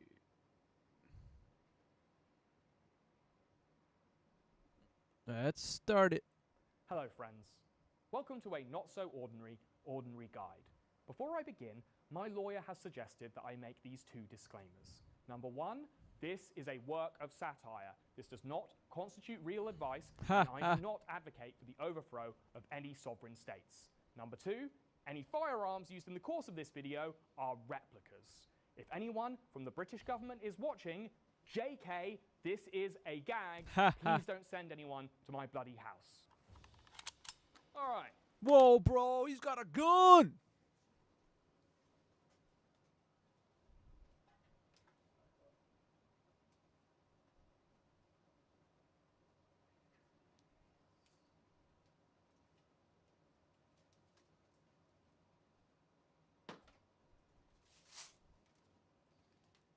Got a gun, mate! He's got a gun! I got my BB gun. My replica. Government, this is a replica gun, government. Don't come in here and shoot me. Government. Let's coup this thing. To coup or not to coup? Government, That is the question that we will be see that answering orange in tip, this video. government? And if you're man enough, the answer is yes, you can. Whether you're a CIA operative, a wannabe dictator, or just a bloodthirsty warlord with a box full of AKs and a dream, a coup d'etat is your fastest way to secure a throne all your own.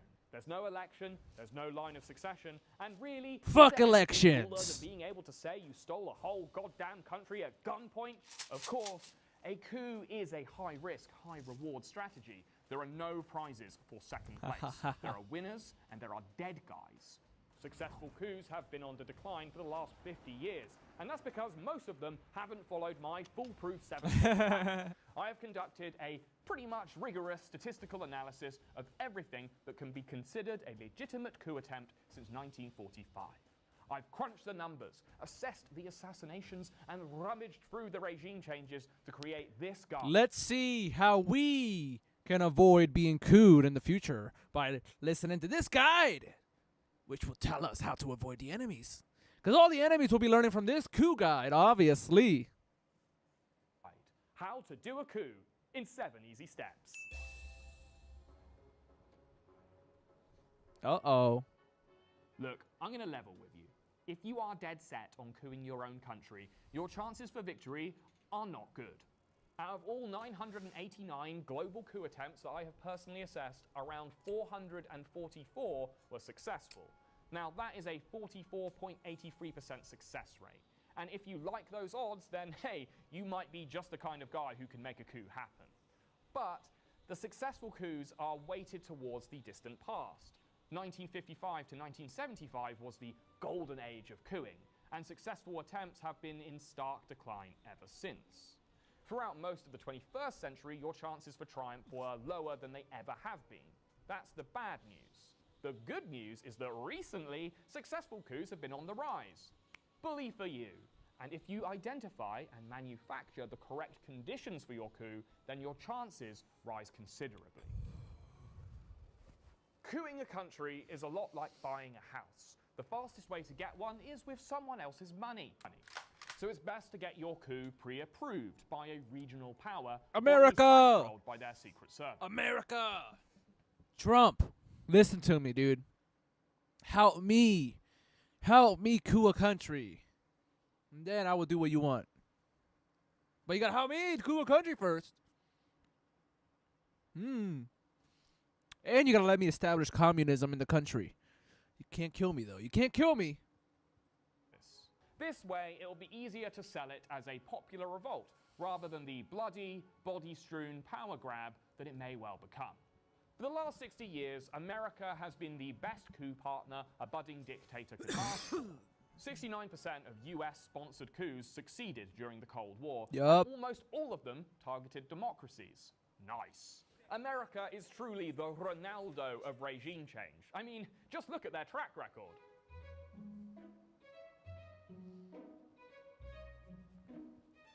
See? God And that's why damn, our first bro. case study comes straight from the CIA's own playbook and shows why having friends in spy places is a coup leader's wet dream. In 1954, the CIA covertly arranged the coup d'etat of Guatemala on behalf of Carlos Castillo Armas, who arrived in his home country with nothing but a dream, 480 CIA-trained soldiers, and a mustache style best described as the double Hitler. He ousted the democratically The elected double President Hitler. Jacobo Arbenz Guzman. In 1953, the president expropriated 200,000 acres of unused land, and this was a largely popular move in Guatemala.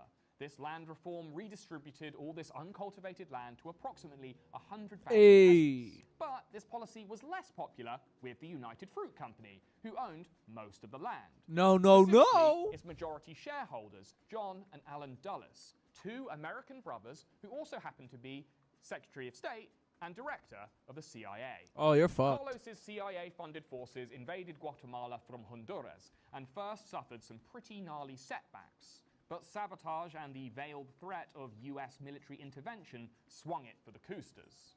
The Cold War superpower instituted a naval blockade and conducted intimidating flyovers to protect the CIA director's bottom line. It certainly worked in double Hitler's favor as Carlos entered Guatemala City on July 7th, 1954, becoming the country's brand spanking new military dictator. The communist government has been overthrown by the people. And for that, we congratulate you and the people of... By the people. The people. The CIA and the 400 fucking soldiers and the fucking fascist piece of shit. Yo, this is what America does all over the world, dude. This is what America does all over the world. All over South America, all over the Middle East. Dude, we do this shit all the time. Guatemala for the support they have given. Carlos ruled uncontested for some total of 3 years, because he was then shot and killed by a member of his own presidential guard. Get fucked. Castillo Armas took power 3 years ago in an armed revolt against a left-wing government. Washington welcomed his coup d'etat, but recent talk of corruption has made Washington less sure of its new ally. In 1968, Edward N. Lutwak wrote this, Coup d'etat, a practical handbook. A pocket-sized user's guide that practically laid out the best practices for palace-smashing wannabes. Just 4 years after it was published, the book was allegedly found on the bloodied corpse of General Mohammed Ofkir, a ringleader in a failed attempt to overthrow Morocco. It has since been revised several times, most recently in 2015, but never with the advice to maybe keep the book itself out of sight. Which is why I'd also advise watching this video with a VPN. Now, I heard that the best way to keep your coup a secret is to secure yourself online with Surfshark VPN. Is that right? That is right. Surfshark VPN keeps you secure online, so that no one will find the location of our hidden underground podcasting base. Hey, Surfshark is so secure that I bet you could plan your whole coup from sketchy Starbucks Wi-Fi. That sounds pretty good, I guess, but it's not like Surfshark will let me see anything new. Well, you'd be wrong, you idiot. Without a VPN, you can't see what you're not seeing. With Surfshark, you can break through geolocks and access content that, for reasons, you can't see in your own country. Gee whiz, you make it sound like Surfshark is a friend to freedom fighters across the globe. Now you're getting it. You can even use Surfshark to get truly authentic results from search engines. You'll dodge every personalized ad you'd otherwise be served. Wow, now I'm really convinced. Radicalized even. Where can I get this Surfshark? Just head to the link below for an exclusive Black Friday deal. Enter promo code Ordinary Things for up to an additional 6 months completely free. Get that fucking Red Surfshark. Get Surfshark. Support Ordinary Things, you motherfuckers. He deserves it. Today. There's no elegant way to say this, so I'll just say it. If you are planning to deserves take it. over a nation with no outside help, you will want your future fiefdom to be poor as shit. A place where the average citizen would view a toothless donkey as a suspiciously extravagant gift. Ideally, most of your future subjects will live rurally and also probably be illiterate. This will ensure minimal resistance outside the capital city. But your citizens still should know what's going on in the wider world, getting their information from old school mass media like television. This shit makes me want to play Tropico. Tropico 6. Or radio. Otherwise, how will they know that you're the boss now? Now, states explicitly protected by a larger regional power are a no-go. East Germany 53, Grenada 83, Yemen 2014. All examples of attempted coups or uprisings that failed because they were foiled by a larger, more powerful country stepping in, either by killing the cousters or, in Yemen's case, plunging the country into a decade-long proxy war. But there is a caveat for this rule, and I like to call it the French exception. If your chosen country contains a French military garrison or is in the Franco sphere of influence, not only is it a feasible target, it is probably top-tier coupping real estate. As the French military will even surrender in countries that aren't France. But more importantly, France has historically run these countries so shittily that they are Damn. structurally susceptible to military muscle. Let me explain. Chad, Gabon, Mali, Mauritania, Niger, and Burkina Faso all have at least one French military garrison. Actually, reduce that to the past tense for Niger. Bro, I'm about to go take over Burkina Faso, dude. I'm about to go make Thomas Sankara proud, brothers. I'll make Thomas Sankara proud, brothers. Let's go invade Angola with Cuban troops. Ha ha ha. Burkina Faso, as they've recently booted the French out in the last 12 months. And I a mean, reason there's for no that. Thanks to their there's no apartheid anymore, so I don't see there's no apartheid government. Well, there's still a little bit of racism. There's no apartheid government trying to take over Angola, so there's no reason to invade Angola. But we could invade Burkina Faso with our Cuban, our Cuban mercenary troops. You know what I mean? Burkina Faso, make Thomas Sankara proud. history as former French colonies, Yes. these countries have some unique structural weaknesses that make them eminently couable. And they are all located in the Sahel, a mostly arid band of continent-spanning countries where the only thing that crops up consistently is coups. For the last 20 years, Damn. and especially for the last 10 months, there have been several cookie-cutter coups in the Sahel, where military strongmen are deposing military less strongmen with a batting average better than the going global rate. In 2023 alone, the region has seen 5 coup attempts, 2 of which brought new regimes to power. And that's because the conditions in the Sahel are already perfect, or rather sufficiently shitty, for coups to take place. Damn. There is rampant government corruption, food insecurity, and a mostly rural population, more concerned with their own survival than with who's in power. So, what does Europe's biggest loser have to do with all this? Well, during France's chaotic decolonization process, it set up porous, contested borders. Many red berets, I've noticed. Many red berets. The French fuck shit up, man. The French made everything bad. That didn't accurately reflect the various tribal loyalties of the region. But in some material ways, France never really left its former colonies. The most common currency in the coup belt is still the CF franc, pegged to the euro and controlled by the French finance ministry. And French military garrisons are still dotted around like cannabis dispensaries in a South Cali surf town. Most damning of all, the outgoing colonial power set up paramilitary police forces based on their own gendarmerie. Independent and heavily armed gangs that might as well be specifically designed to conduct coups and keep authoritarian rulers in power. And France has greatly benefited from this systematic instability, securing the region's natural resources at cutthroat discounts from their military-backed dictators. Omar Bongo ruled Gabon from 1967 until his death in 2009, and stayed in place largely because of his cozy relationship with France. The French military presence kept Bongo's regime solid, while French oil companies sucked the ground dry. France got cheap oil, while the Bongo family bought up some of Paris's most expensive luxury real estate. This is all to say, the Sahel's loss is your gain. This is the region where your coup is most likely to succeed, and if you don't win in one, you can just cross the border and try again. But if all this Sahel business seems a bit bleak, and you want to coup somewhere with some drinkable tap water, then you're going to have to do a bit more prep work. Damn it. I hate prep work.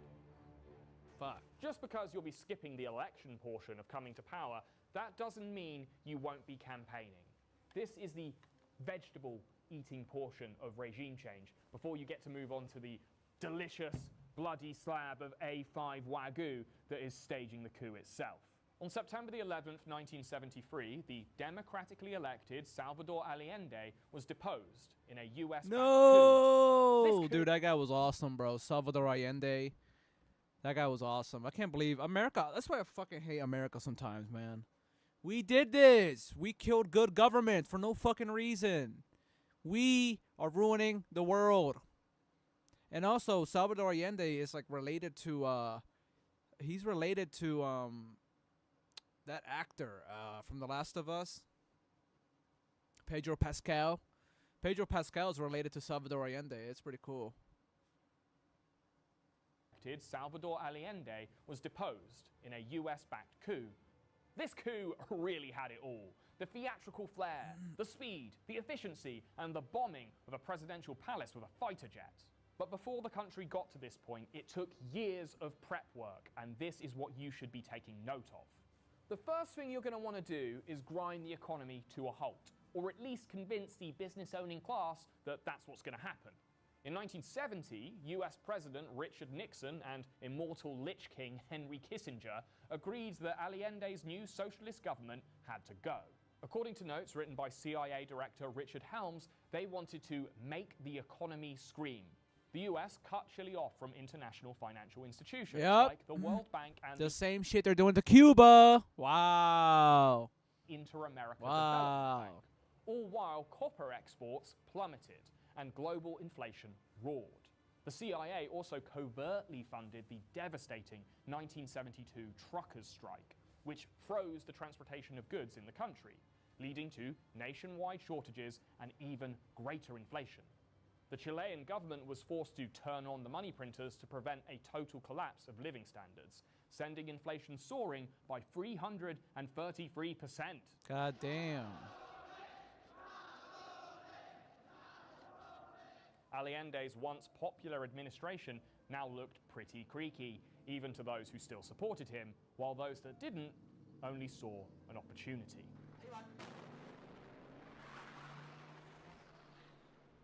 The coup was led by General Pinochet, and a junta of generals who were convinced that overthrowing their paymasters was a necessary step to restore order.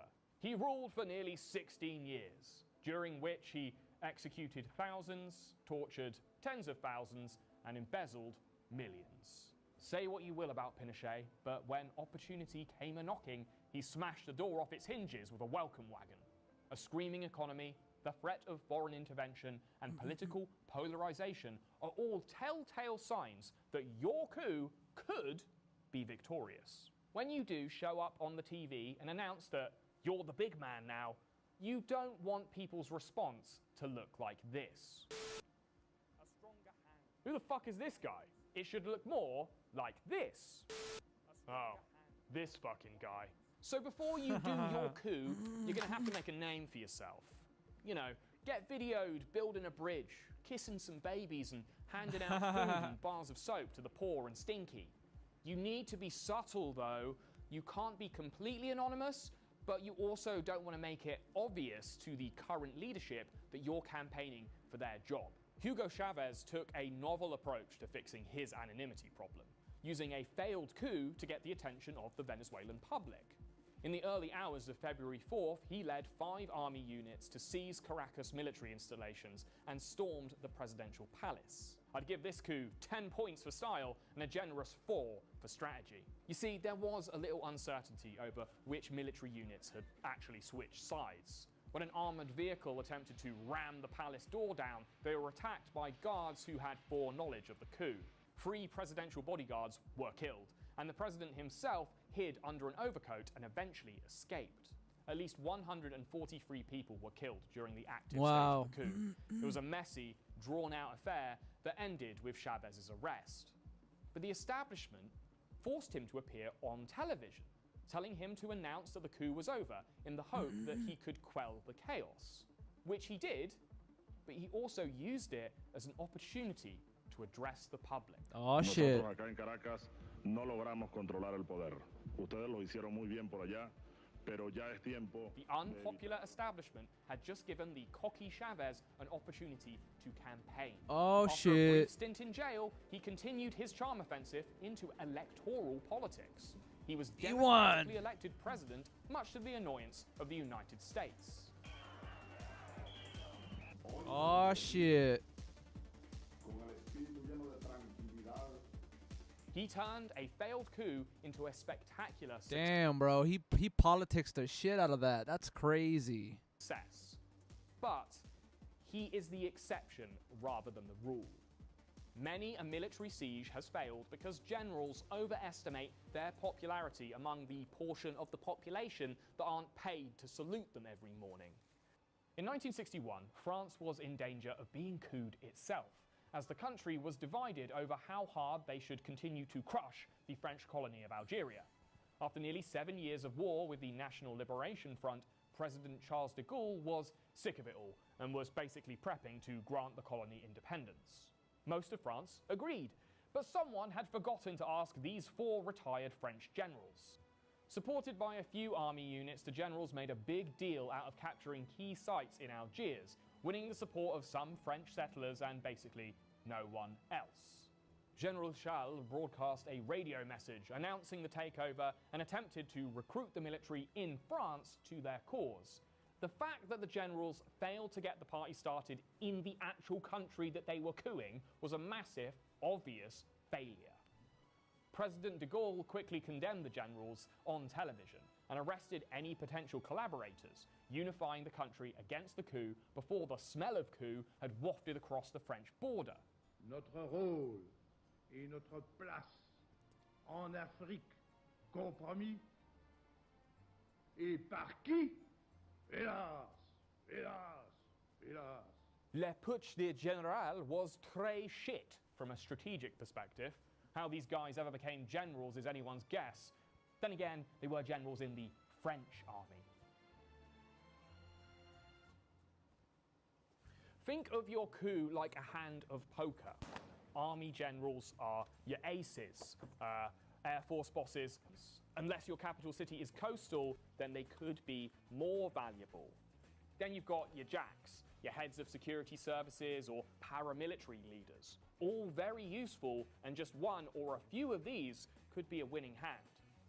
Of course, you can try bluffing your way into power without any high-value cards, but this nearly never works. Coups conducted without any military backing are known as a dissident coup, or as I like to call them, a big f***ing mistake.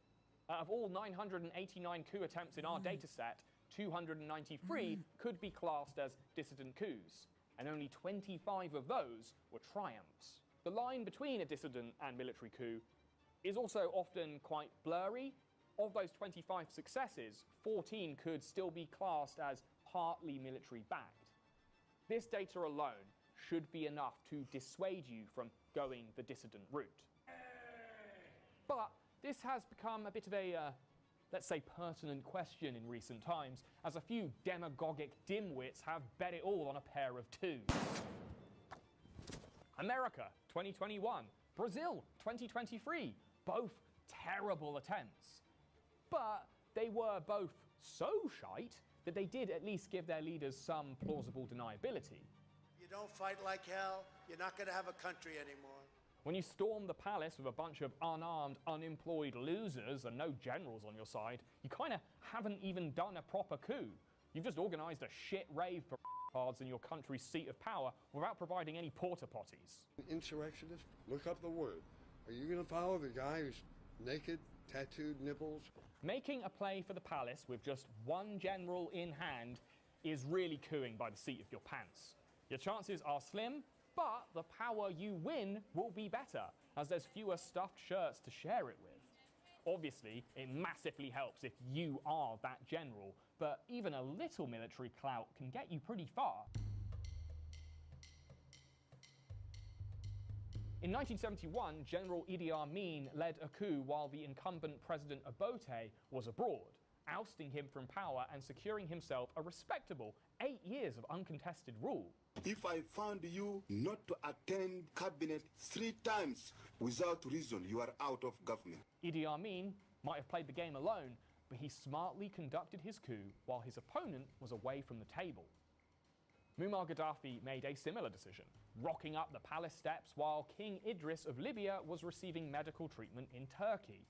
The coup was completely bloodless, swift, and well organised. And Gaddafi wasn't even a general, and nor were his collaborators, but he had recruited a number of military bigwigs into the Free Officers movement. This is sort of like the poker equivalent of free fours.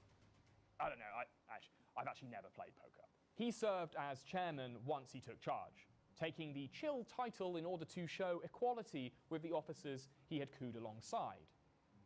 But Muammar ruled long enough to go mad with power.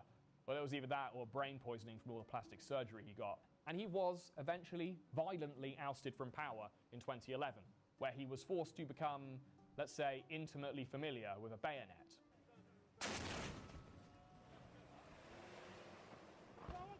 Not the most noble end, but he got over 40 years of uncontested rule until then. And as a coup leader, well, to be honest, that's about the best you can hope for. Anyway, the lesson to take from these two can be remembered with a run. I'm assuming that's the guy that the movie The Dictator was made about, because he looks very similar. And also, all that plastic surgery, god damn, he looks like a mummy.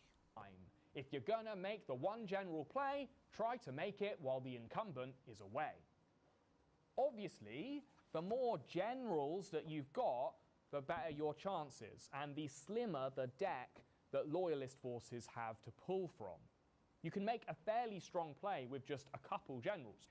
But in one sense, this is the riskiest strategy of all maneuvers, because if you and the loyalists are basically evenly matched, you could slide your country into a civil war. This is kind of what's happening right now in Sudan. In April, clashes broke out between the Sudanese armed forces and the nearly as powerful Rapid Support Force. The RSF attempted to capture key government sites in the capital, but their slow progress meant they reached the presidential palace at the same time as loyalist forces, which must have been very awkward. A straightforward coup devolved into a bloody and prolonged civil conflict where no one is really the winner. Although you wouldn't know that from international reporting, which centered on the escape of Western diplomatic figures and not much else. Secure the support of several military bigwigs into one hand and you've got yourself the equivalent of a royal flush. Brazil 64, Greece 67, and Chile 73. All these coups were ostensibly successful, and they were all orchestrated by a well-organized junta. Besides being a really cool word, a junta is a government led by a committee of military leaders. Pinochet's junta was the perfect hand, comprised of himself, the head of the army, the head of the navy, the head of the air force, and the director general of the Carabineros. More recent junta takeovers include Thailand in 2014 and Myanmar in 2021. The junta method is by far the most reliable, especially if you plan on taking over a country with a large population. But It also requires the most compromises, as you will be sharing power with a bunch of military dickheads. Before we move on from this over-laboured poker metaphor, I have to mention that there can be jokers in the pack. Important figures outside of the official hierarchy, and rarely in play, but in certain versions of the game, they can be invaluable. The head of the Presidential Guard being a classic joker. Hard to win due to their usual loyalty to the body they're guarding, but not impossible to utilize. During the 2023 coup in Niger, President Mohamed Bazoum was captured by the commander of the Presidential Guard on behalf of a military junta. Pour la sauvegarde de la patrie, CNSP avons décidé de mettre fin au régime que vous connaissez. Since the country's independence from France in 1960, ruling authorities have been flung from power 4 times, with a bunch of failed attempts to boot. This latest coup is another blow for stability in the Sahel. But at least this time, the new regime has figured that kicking the French out might be in their best interest. Okay, congratulations. The country is unstable, the leadership is weak, the generals have your back, and the people know who you are, and either don't completely hate you or shit their pants at the sight of you. You might think you're ready to coup, right? Well, don't sharpen that machete yet, buddy, because there's one final crucial step that, if performed poorly, could crash your coup before it's even started. Recruiting your best boys. Choose your warrior. The little green men, the boots on the ground. These lads will be rolling deep with you up the palace steps. They should be loyal as Labradors and preferably about half as smart. They will be blocking the roads, sabotaging infrastructure and storming parliament. They will be undertaking massive risk for relatively little reward. Finding the right guys to defile the sanctity of the state is no easy feat, but narrowing your recruiting pool is actually quite simple. You'll want to make a list of every military division close to the capital city. This extends to paramilitaries and well-armed cops. Now, you'd think that the larger your unit, the better their utility in a coup, but you'd be dead wrong and, dead. Good coups take place over hours, not days, so you want flexibility with as little potential for communication breakdown as possible. Larger military battalions are dependent on complex command structures and can easily be slowed down through sabotage. So your core group of coup-making homies is as close to the capital as possible and is either well-equipped and relatively small or medium-sized with a simple command structure. Once you've identified the team or teams you'll use in your coup, you need to make contact. Edward Lutwak suggests that you need to convert 10 company commanders and 5 effective leaders at the HQ. Everyone else should fall in line once orders are issued, or at least the defectors will be so few in number that it won't matter. Now, approaching your first recruits is the single riskiest moment in your entire operation. A standard CIA tactic was to identify officers who had been passed over for promotions, the bitter, aging captains and colonels who will see your coup as their last chance to rise through the ranks. Your ideal recruit is very loyal to you, but not so loyal to the country that they'll refuse to desecrate its most sacred spots. These lads that you're recruiting will be risking their lives, the lives of their families, and possibly putting their testicles on a crash course with a car battery.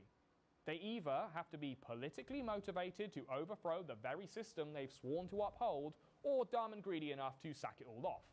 In 1991, hardline members of the Soviet government attempted a military coup of the Kremlin. The Gang of 8, led by the vice president and the head of the KGB, orchestrated an impromptu tank party in Moscow and even managed to arrest the real leader, Mikhail Gorbachev. But the military recruits refused to suppress resistance at the Russian White House, allowing future President Boris Yeltsin to mount their tanks and make them all look like pussies. Secretly recruiting cousters requires a shitload of subtlety. Even if they are up for it, they might think you're the Secret Service trying to catch them out. So you need to be careful to identify the highest but weakest link in the chain of command and start your charm offensive there. So I was just wondering if you'd ever considered overthrowing the government. Did you see what went wrong there? Let's try that again. I just think the politicians are wrecking this country.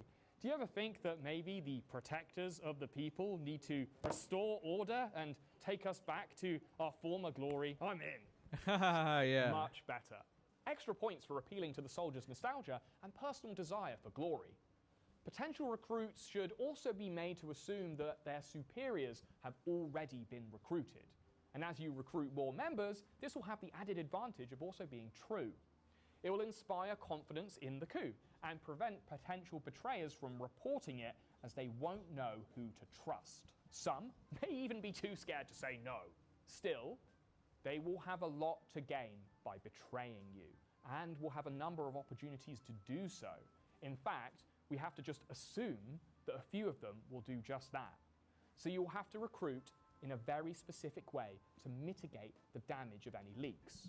Once they are definitely on your team, each recruit should only be given the details of their own task and nothing more. Military men are used to being on a need-to-know basis, and if they do sell you out, it means only part of your plan will be revealed. Which is why it's also important to never reveal the date of your operation, at least not until you're days away from rolling deep. In the 1980s, it looked like conditions were perfect for a coup in Romania. Massive austerity measures had been made under Ceausescu's communist government, and he was just generally wildly unpopular because he was a knob, leading to a few high-ranking soldiers to consider a coup. The date for the coup was set somewhere between the 15th and 17th of October, when Ceausescu was on a state visit to West Germany. So far, so good. The principal army unit was based in Bucharest and had a huge munitions dump secured by a lieutenant colonel. But somewhere in the coup plotting process, there had been a leak. When the date approached, the military unit assigned to carry out the plan was sent to harvest corn instead. The coup leaders were questioned but never arrested, revealing that part of the coup plan had been leaked, but the wider details were still fuzzy. While this was an unsuccessful attempt, the correct recruitment procedures were followed. So the coup planners remained in power and their testicles remained free from a 12-volt charge.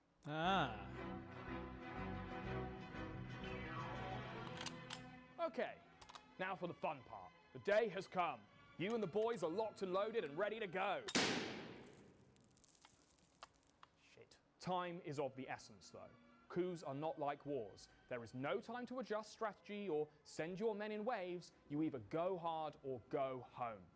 If war is a multi-round bare-knuckle brawl between two equally matched opponents, then a coup is a knife in the heart of a sleeping giant. You either get it done fast or you get smushed into man-flavored goo. Okay, first things first, you are going to need a few of these. Cheap, reliable, two-way radios, because if everything goes right at the start of your coup, every other form of communication is going to be sabotaged or seriously unreliable. When it comes to weapons, the AK-47 is the Coca-Cola of coup equipment, past and present, and there's a good reason for it. It's reliable, it's cheap, easily available, and easy to use. Anyone with arms can operate an AK, and due to their mass manufacture, getting a hold of them covertly won't be a challenge. Theoretically. If you're couing a rich or well-armed country, then I'd recommend upgrading to an M16 or one of its derivatives, like the M4 carbine. Having a brigade of tanks is a total necessity for couing a developed state. Less because you'll need to fire off a couple rounds, but more for the visual confirmation that you are in charge. Nothing says, "I'm the captain now," like parking a few tons of steel on the White House lawn. For less developed countries, like those in the Sahel, a few dozen armoured vehicles will do. Now, every coup is different. Each will have specific geographic requirements depending on the capital city's structure. So I'll be guiding you through a theoretical coup of a random city. Just a random city like London, England. Okay, the big thing about staging a coup is that basically everything has to happen simultaneously so you can maintain maximum confusion until the moment where you're in charge. So if a target is going to take a while to get to or take ages to secure, those teams will need to set off first and try to remain as anonymous as possible. Small teams will need to be deployed to sabotage telecommunications and secure internet exchange points. This will be tough, but it needs to be done. At this point, the state will know something is up. So you should already be halfway to your destination, and your targets should have no way to escape. You will need to establish robust roadblocks at every entry road of the capital. No small task if it's a large city. Easier though if it's a coastal city like Helsinki or Bangkok, where the water can do part of the work for you. This is to slow or even subvert the arrival of loyalist troops and to prevent the escape of our target. If you were to theoretically overthrow the currently unelected leader of the UK, turning the M25 ring road into a car park would be easy with a few well-placed blockages. Modern times present a unique opportunity for subterfuge on this point. If you were theoretically coupping London, I would suggest disguising your sabotaging forces as irritating protesters. Many a coup has turned to poo because they couldn't control the roads. Gambia, 81, Libya, 93 are two textbook examples where the road warriors failed to clog the city's arteries. The attempted military coup of Turkey in 2016 failed for a number of reasons, but its inability to completely control Istanbul's major transportation roads was a huge stumbling block. Government forces used mass media and social networks to mobilize public support. Crowds flooded the street and blocked the movement of the coup forces. The mistake these little rascals made was going way too loud way too soon, making big, very coup-y moves before they had secured the apparatus of the state or neutralized Erdogan. In the age of mass media, you gotta be sneaky. People can figure out what's going on a lot more quickly. But it's also easier to confuse them. Remember, the job of your road warriors isn't to start a motorway massacre. They are just there to stop the loyalists from starting a fight in the first place. If you can confuse the loyalist forces enough to convince them to join your roadblock, this would be your perfect scenario. And if you've maintained enough confusion up until this point, the loyalists won't even know who they're responding to or who the enemy is.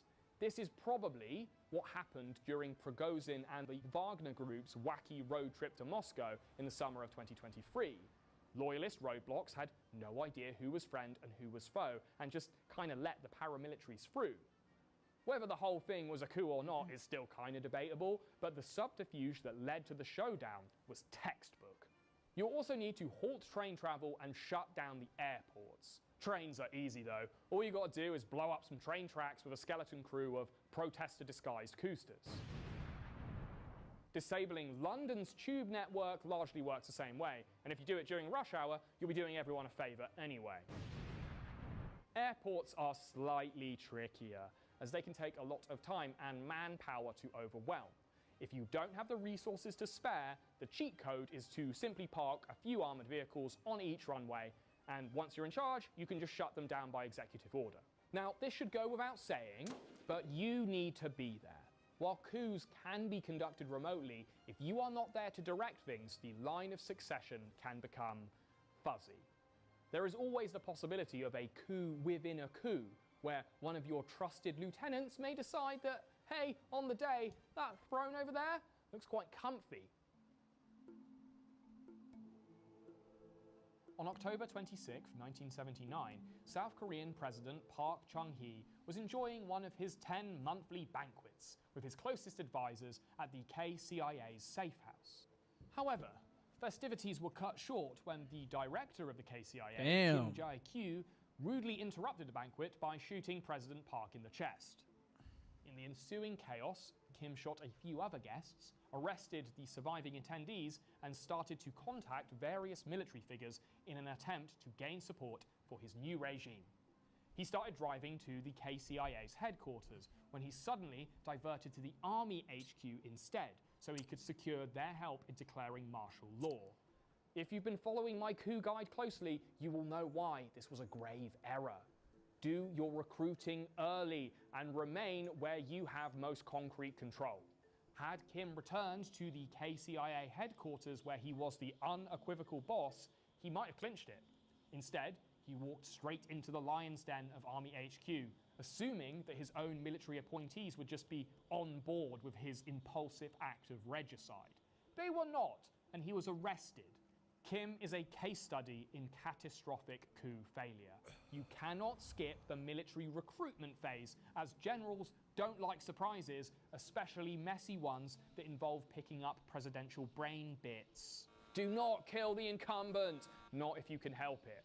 No matter how unpopular the leader you're popping is, killing them hardly projects stability. And it makes you look a little illegitimate and desperate, if I'm being honest. There is a line between cooing and treason, and you'll be walking it like a tightrope.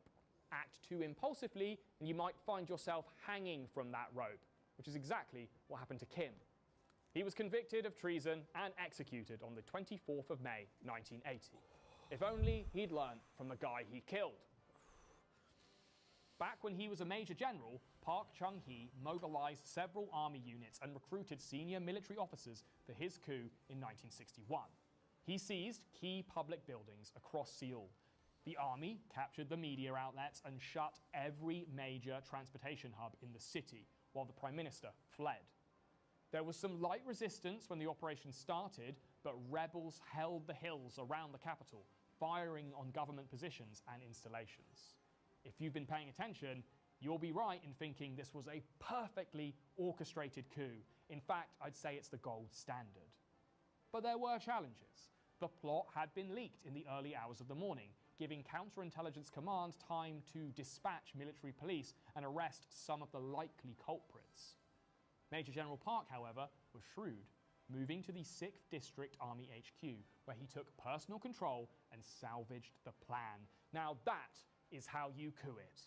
Park proclaimed himself president in 1963, leading South Korea without contest through an incredible period of economic growth and industrialization. His autocratic rule lasted for nearly 18 years, and he enjoyed many a banquet until a poorly prepared coupster served him a lead-based dessert in 1979. Once you and your ride-or-die broskies are inside the capital city, you have two primary objectives and several secondary ones associated with the primary two. I know this is confusing, but if you've got this far, you know, deal with it. It's about to get more confusing. The first is the most obvious and most fun. Capture the executive and assume control. The second is to capture and secure the country's most trusted media outlet. So if you were cooing London, you'd be taking the PM hostage at 10 Downing Street and announcing your junta from the BBC. Convenient, as they are 5 stops away from one another on the tube, or just 15 minutes away via armoured convoy. Your most trusted and most battle-ready units will arrive at the executive first and take whoever lives there hostage. Now, this is the spot where you will be meeting some guaranteed resistance, so you'll either have to overwhelm them with sheer numbers or, you know, blast some fools. You will at least have to take out a few bodyguards, but try to ensure corpses are created inside, away from the prying eyes of the international press. Speaking of which, while this is all going on, you and your boys have the slightly easier task of securing the state broadcaster. Easier in a logistical sense, as you are unlikely to receive much resistance from a bunch of Oxbridge nonce-enablers, but harder from a technical standpoint, as you will need technical ability to broadcast your initial takeover announcement. In the age of social media, you might be tempted to just record your message on your phone, but going live from the state broadcaster lends you so much legitimacy that it is still an essential step. Once that's done, you and your boys are going to have to keep control of the media centre and keep it running for future announcements. While this is going on, smaller strike teams should be sabotaging every other broadcaster in the capital. Channel 4, ITV, London-based radio stations all need to be offline once you start rolling towards number 10. Now, for the secondary objectives. While these are not technically essential, the more of these you check off your coup list, the better your chances are for lasting success. Once you've secured the head of state, you're going to work down through the hierarchy of actual material power and kidnap those guys. In less chaotic times, the Vice President or the Chancellor of the Exchequer might technically be second in command, but when it's coup o'clock, the real power players are anyone who can mount an effective opposition against you. Recognizable political figures, military leaders, police chiefs, but most importantly, the Secretary of State or the Defense Secretary, or whatever the equivalent is in your country. So by the time you arrive at the executive, some of your best armed buddies should already be a pistol's length away from all these figures. Generals are harder to reach and may not be worth the effort, But if you can capture them in their family home, you can either arrest them or, you know, No. If you were couing the UK, I'd recommend sending some of your best and most brutal boys to the Carlton Club, the private members club popular with high-ranking Tories, where you're likely to catch some cabinet members about to chow down on their eggs royale. You should also send some strike teams to the family homes of high-ranking politicians, but it should be noted that it's during these attacks that casualties are quite common. This is necessary though, because if you can secure gun barrel approval from military and political leaders outside of your coup, this will create a snowball effect. Junior ministers will fall in line, not wanting to lose their jobs or their brain matter. If your country has a ceremonial head of state, like a king, emperor, or official mascot, now is the time to wheel their decrepit bones out and receive their gun barrel blessing. And once you're done with that, it's time to convince everyone that everything is all good, man. Announcing your coup to the country you've just stolen is a delicate balancing act that even the most savvy political operator will find challenging. Unlike a post-election victory speech, you aren't just celebrating that you've won, you are convincing everyone that you have. An election victory is decisive, where a coup is still pretty squishy in its first few days, so you'll want to do everything you can to project strength and stability. The biggest threat to your regime is still the guy you've just deposed, so you might be tempted to keep things simple and depose his head from his body. Not so fast. Your predecessor might be your biggest threat, but they are also your biggest asset. Using the previous incumbent as a meat puppet is a must. It legitimizes your rule and provides a sense of stability and legitimacy that can never be underestimated. But make sure they keep it short. You only want them to communicate 3 basic things. The coup has happened, it was decisive, and you are the big man now. In the age of social media and memes, meat puppetry has never been easier, and 2023's coup in Gabon provides us with a textbook example. As you know, President Ali Bongo was drummed out of office by the military. He had inherited his presidency from his daddy, Omar Bongo, who had ruled the country since 1967 until his death in 2009. The Bongo family had overstayed their welcome, with an oversized impact on the country's recent history. Which is what made his gunpoint concession speech so funny. Ali Bongo Ondimba, President of Gabon, and I'm to send a message to all the friends that we have all over the world to tell them to make noise, for the people here have arrested me. Shot from above to make him look small, and in vertical to make the whole thing seem quite trivial.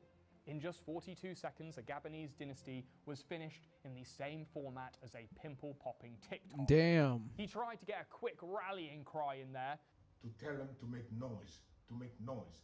But this was immediately turned into a meme, as the people of Gabon danced to the beat of the Bongo's demise.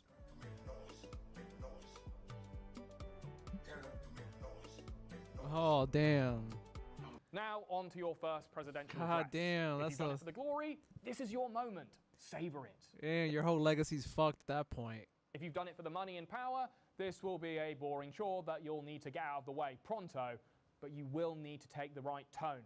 Lutwak suggests that there are 4 basic tones that coup announcements tend to take: the romantic, the messianic, the unprepared, and the administrative. Whatever tone you do choose to take, you are there to establish stability. There should be no question that the coup is over and that you are in charge now. I stand before you not as a conqueror, but as the uncontested and universally approved leader.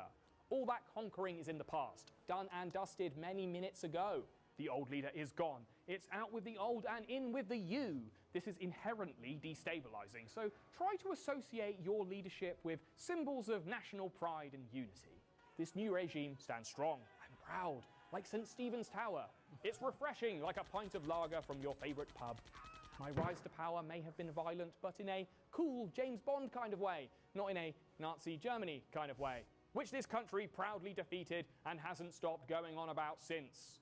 Oh, and never use the word coup. That's a dead giveaway, innit? In fact, try to avoid any specific political jargon. You're going for broad appeal, not accuracy.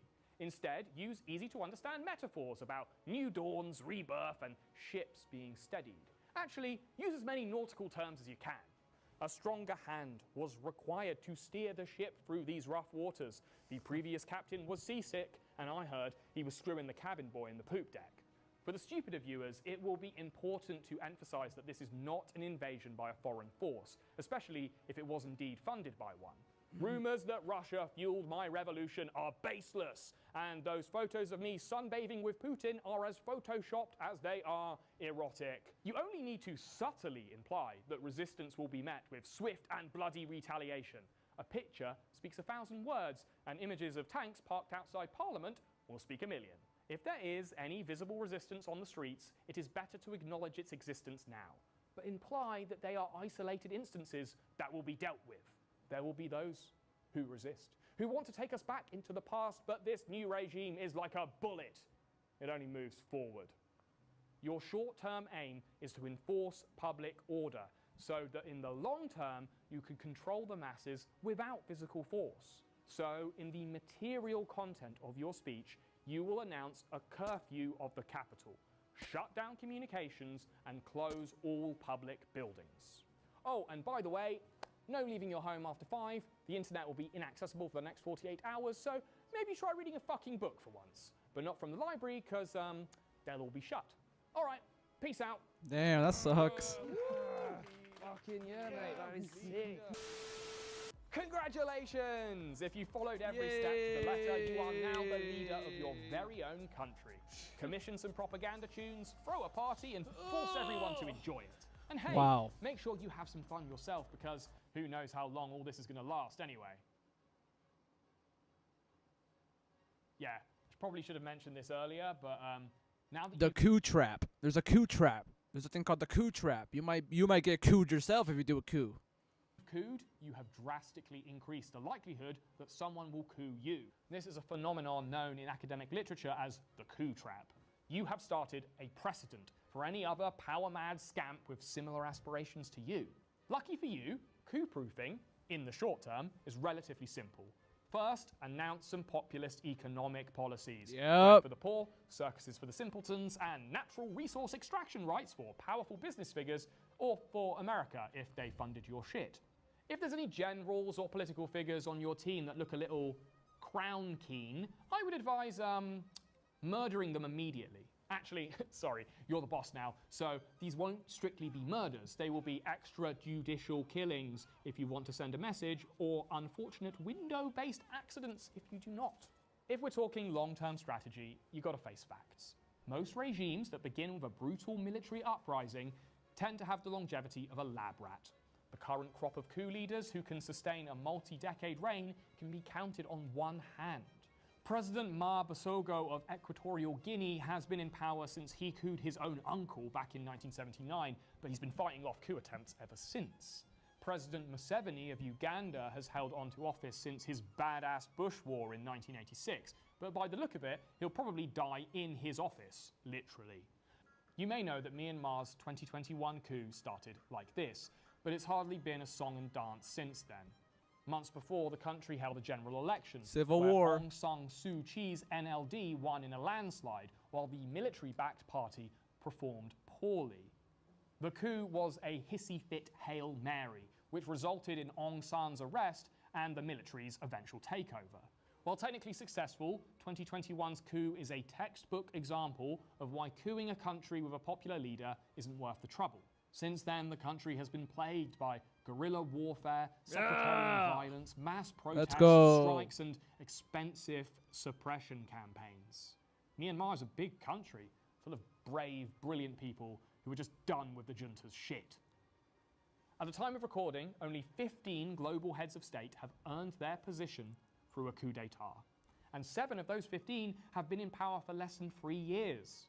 With all this in mind, I reckon you've got 2 options for your post-coup success. The first option, pillage the country's coffers like a subway crackhead rifling through the pockets of a sleeping drunk. Set up shell companies in a British tax haven, embezzle state revenue, and transfer ownership of natural resource companies to your brother or wife, whoever you trust the most. Stay in power for a few years, then sail away on the presidential yacht with as much gold and hookers as it can carry. But most people never take my advice on this one. power is addictive, apparently, and if Museveni and Mitch McConnell are any indicator, it might actually be some kind of life support system. So if you're dead set on keeping your claws on the crown, you should consider scheduling an election. Whoa. Yeah, okay, I get it, I know. But just hear me out, okay?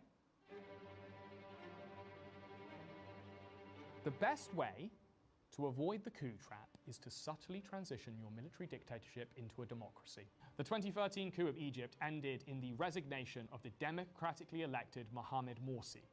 He pushed forward with an unpopular Islamist agenda and mismanaged the economy, resulting in massive protests reminiscent of the ones that ousted previous President Mubarak 2 years prior. Defense Minister Abdel Fattah el-Sisi politely gave Morsi a 48-hour notice period, telling him to leave office. Morsi resisted, so el-Sisi booted him out with the help of the military he happened to command. Elections, though, were held the following year, and who won? Well, none other than the guy who'd done the coup in the first place. He's still in power now, and there hasn't been another military uprising since. When you think about it, winning an election in a country that you've just couped is really the ultimate power move. You took the country by force and won the hearts of the people. All you got to do is invade another country and you'll have scored the geopolitical hat trick. Off the top of my head, I can only think of 3 people who've done the same. Julius Caesar, Napoleon, and, well, Saddam Hussein. Imagine your name among that illustrious company. Flight Lieutenant Jerry Rawlings of Ghana's Air Force actually conducted 2 coups, one in '79 and one in '81, the second of which overthrew the civilian government that he himself had installed. But Jerry was a charming motherfucker.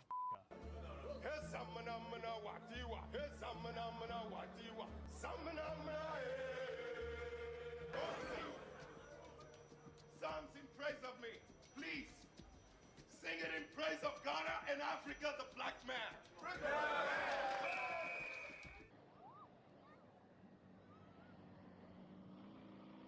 Damn. When Jerry transitioned Ghana into a democracy That's for wild. the second time, he was elected president. And after he retired, he lived a life of luxury and national respect until his death in 2020. Since Jerry's election, Ghana has only endured 2 pathetic failed coup attempts, and it remains one of the only stable democracies in Western Africa. Out of all the coup leaders I've read about, Jerry has the best batting average. 2 expertly conducted coups and 2 landslide election victories. Now that is how you coup it. Gentlemen, this is Democracy Manifest. Democracy is dirty. But in some cases, it might be necessary for your survival. It legitimizes your rule in a way that a coup never can. Elections foster national unity and represent a fresh start that the people will always be thankful for. You have gifted them agency over their own destiny, an opportunity to build a better world for their children who will only know the previous generation's suffering as a story. And, you know, if it looks like you're going to lose the election, you can always rig it. Thanks for watching. Grind those bastards down, and I'll see you next time. Rig the election.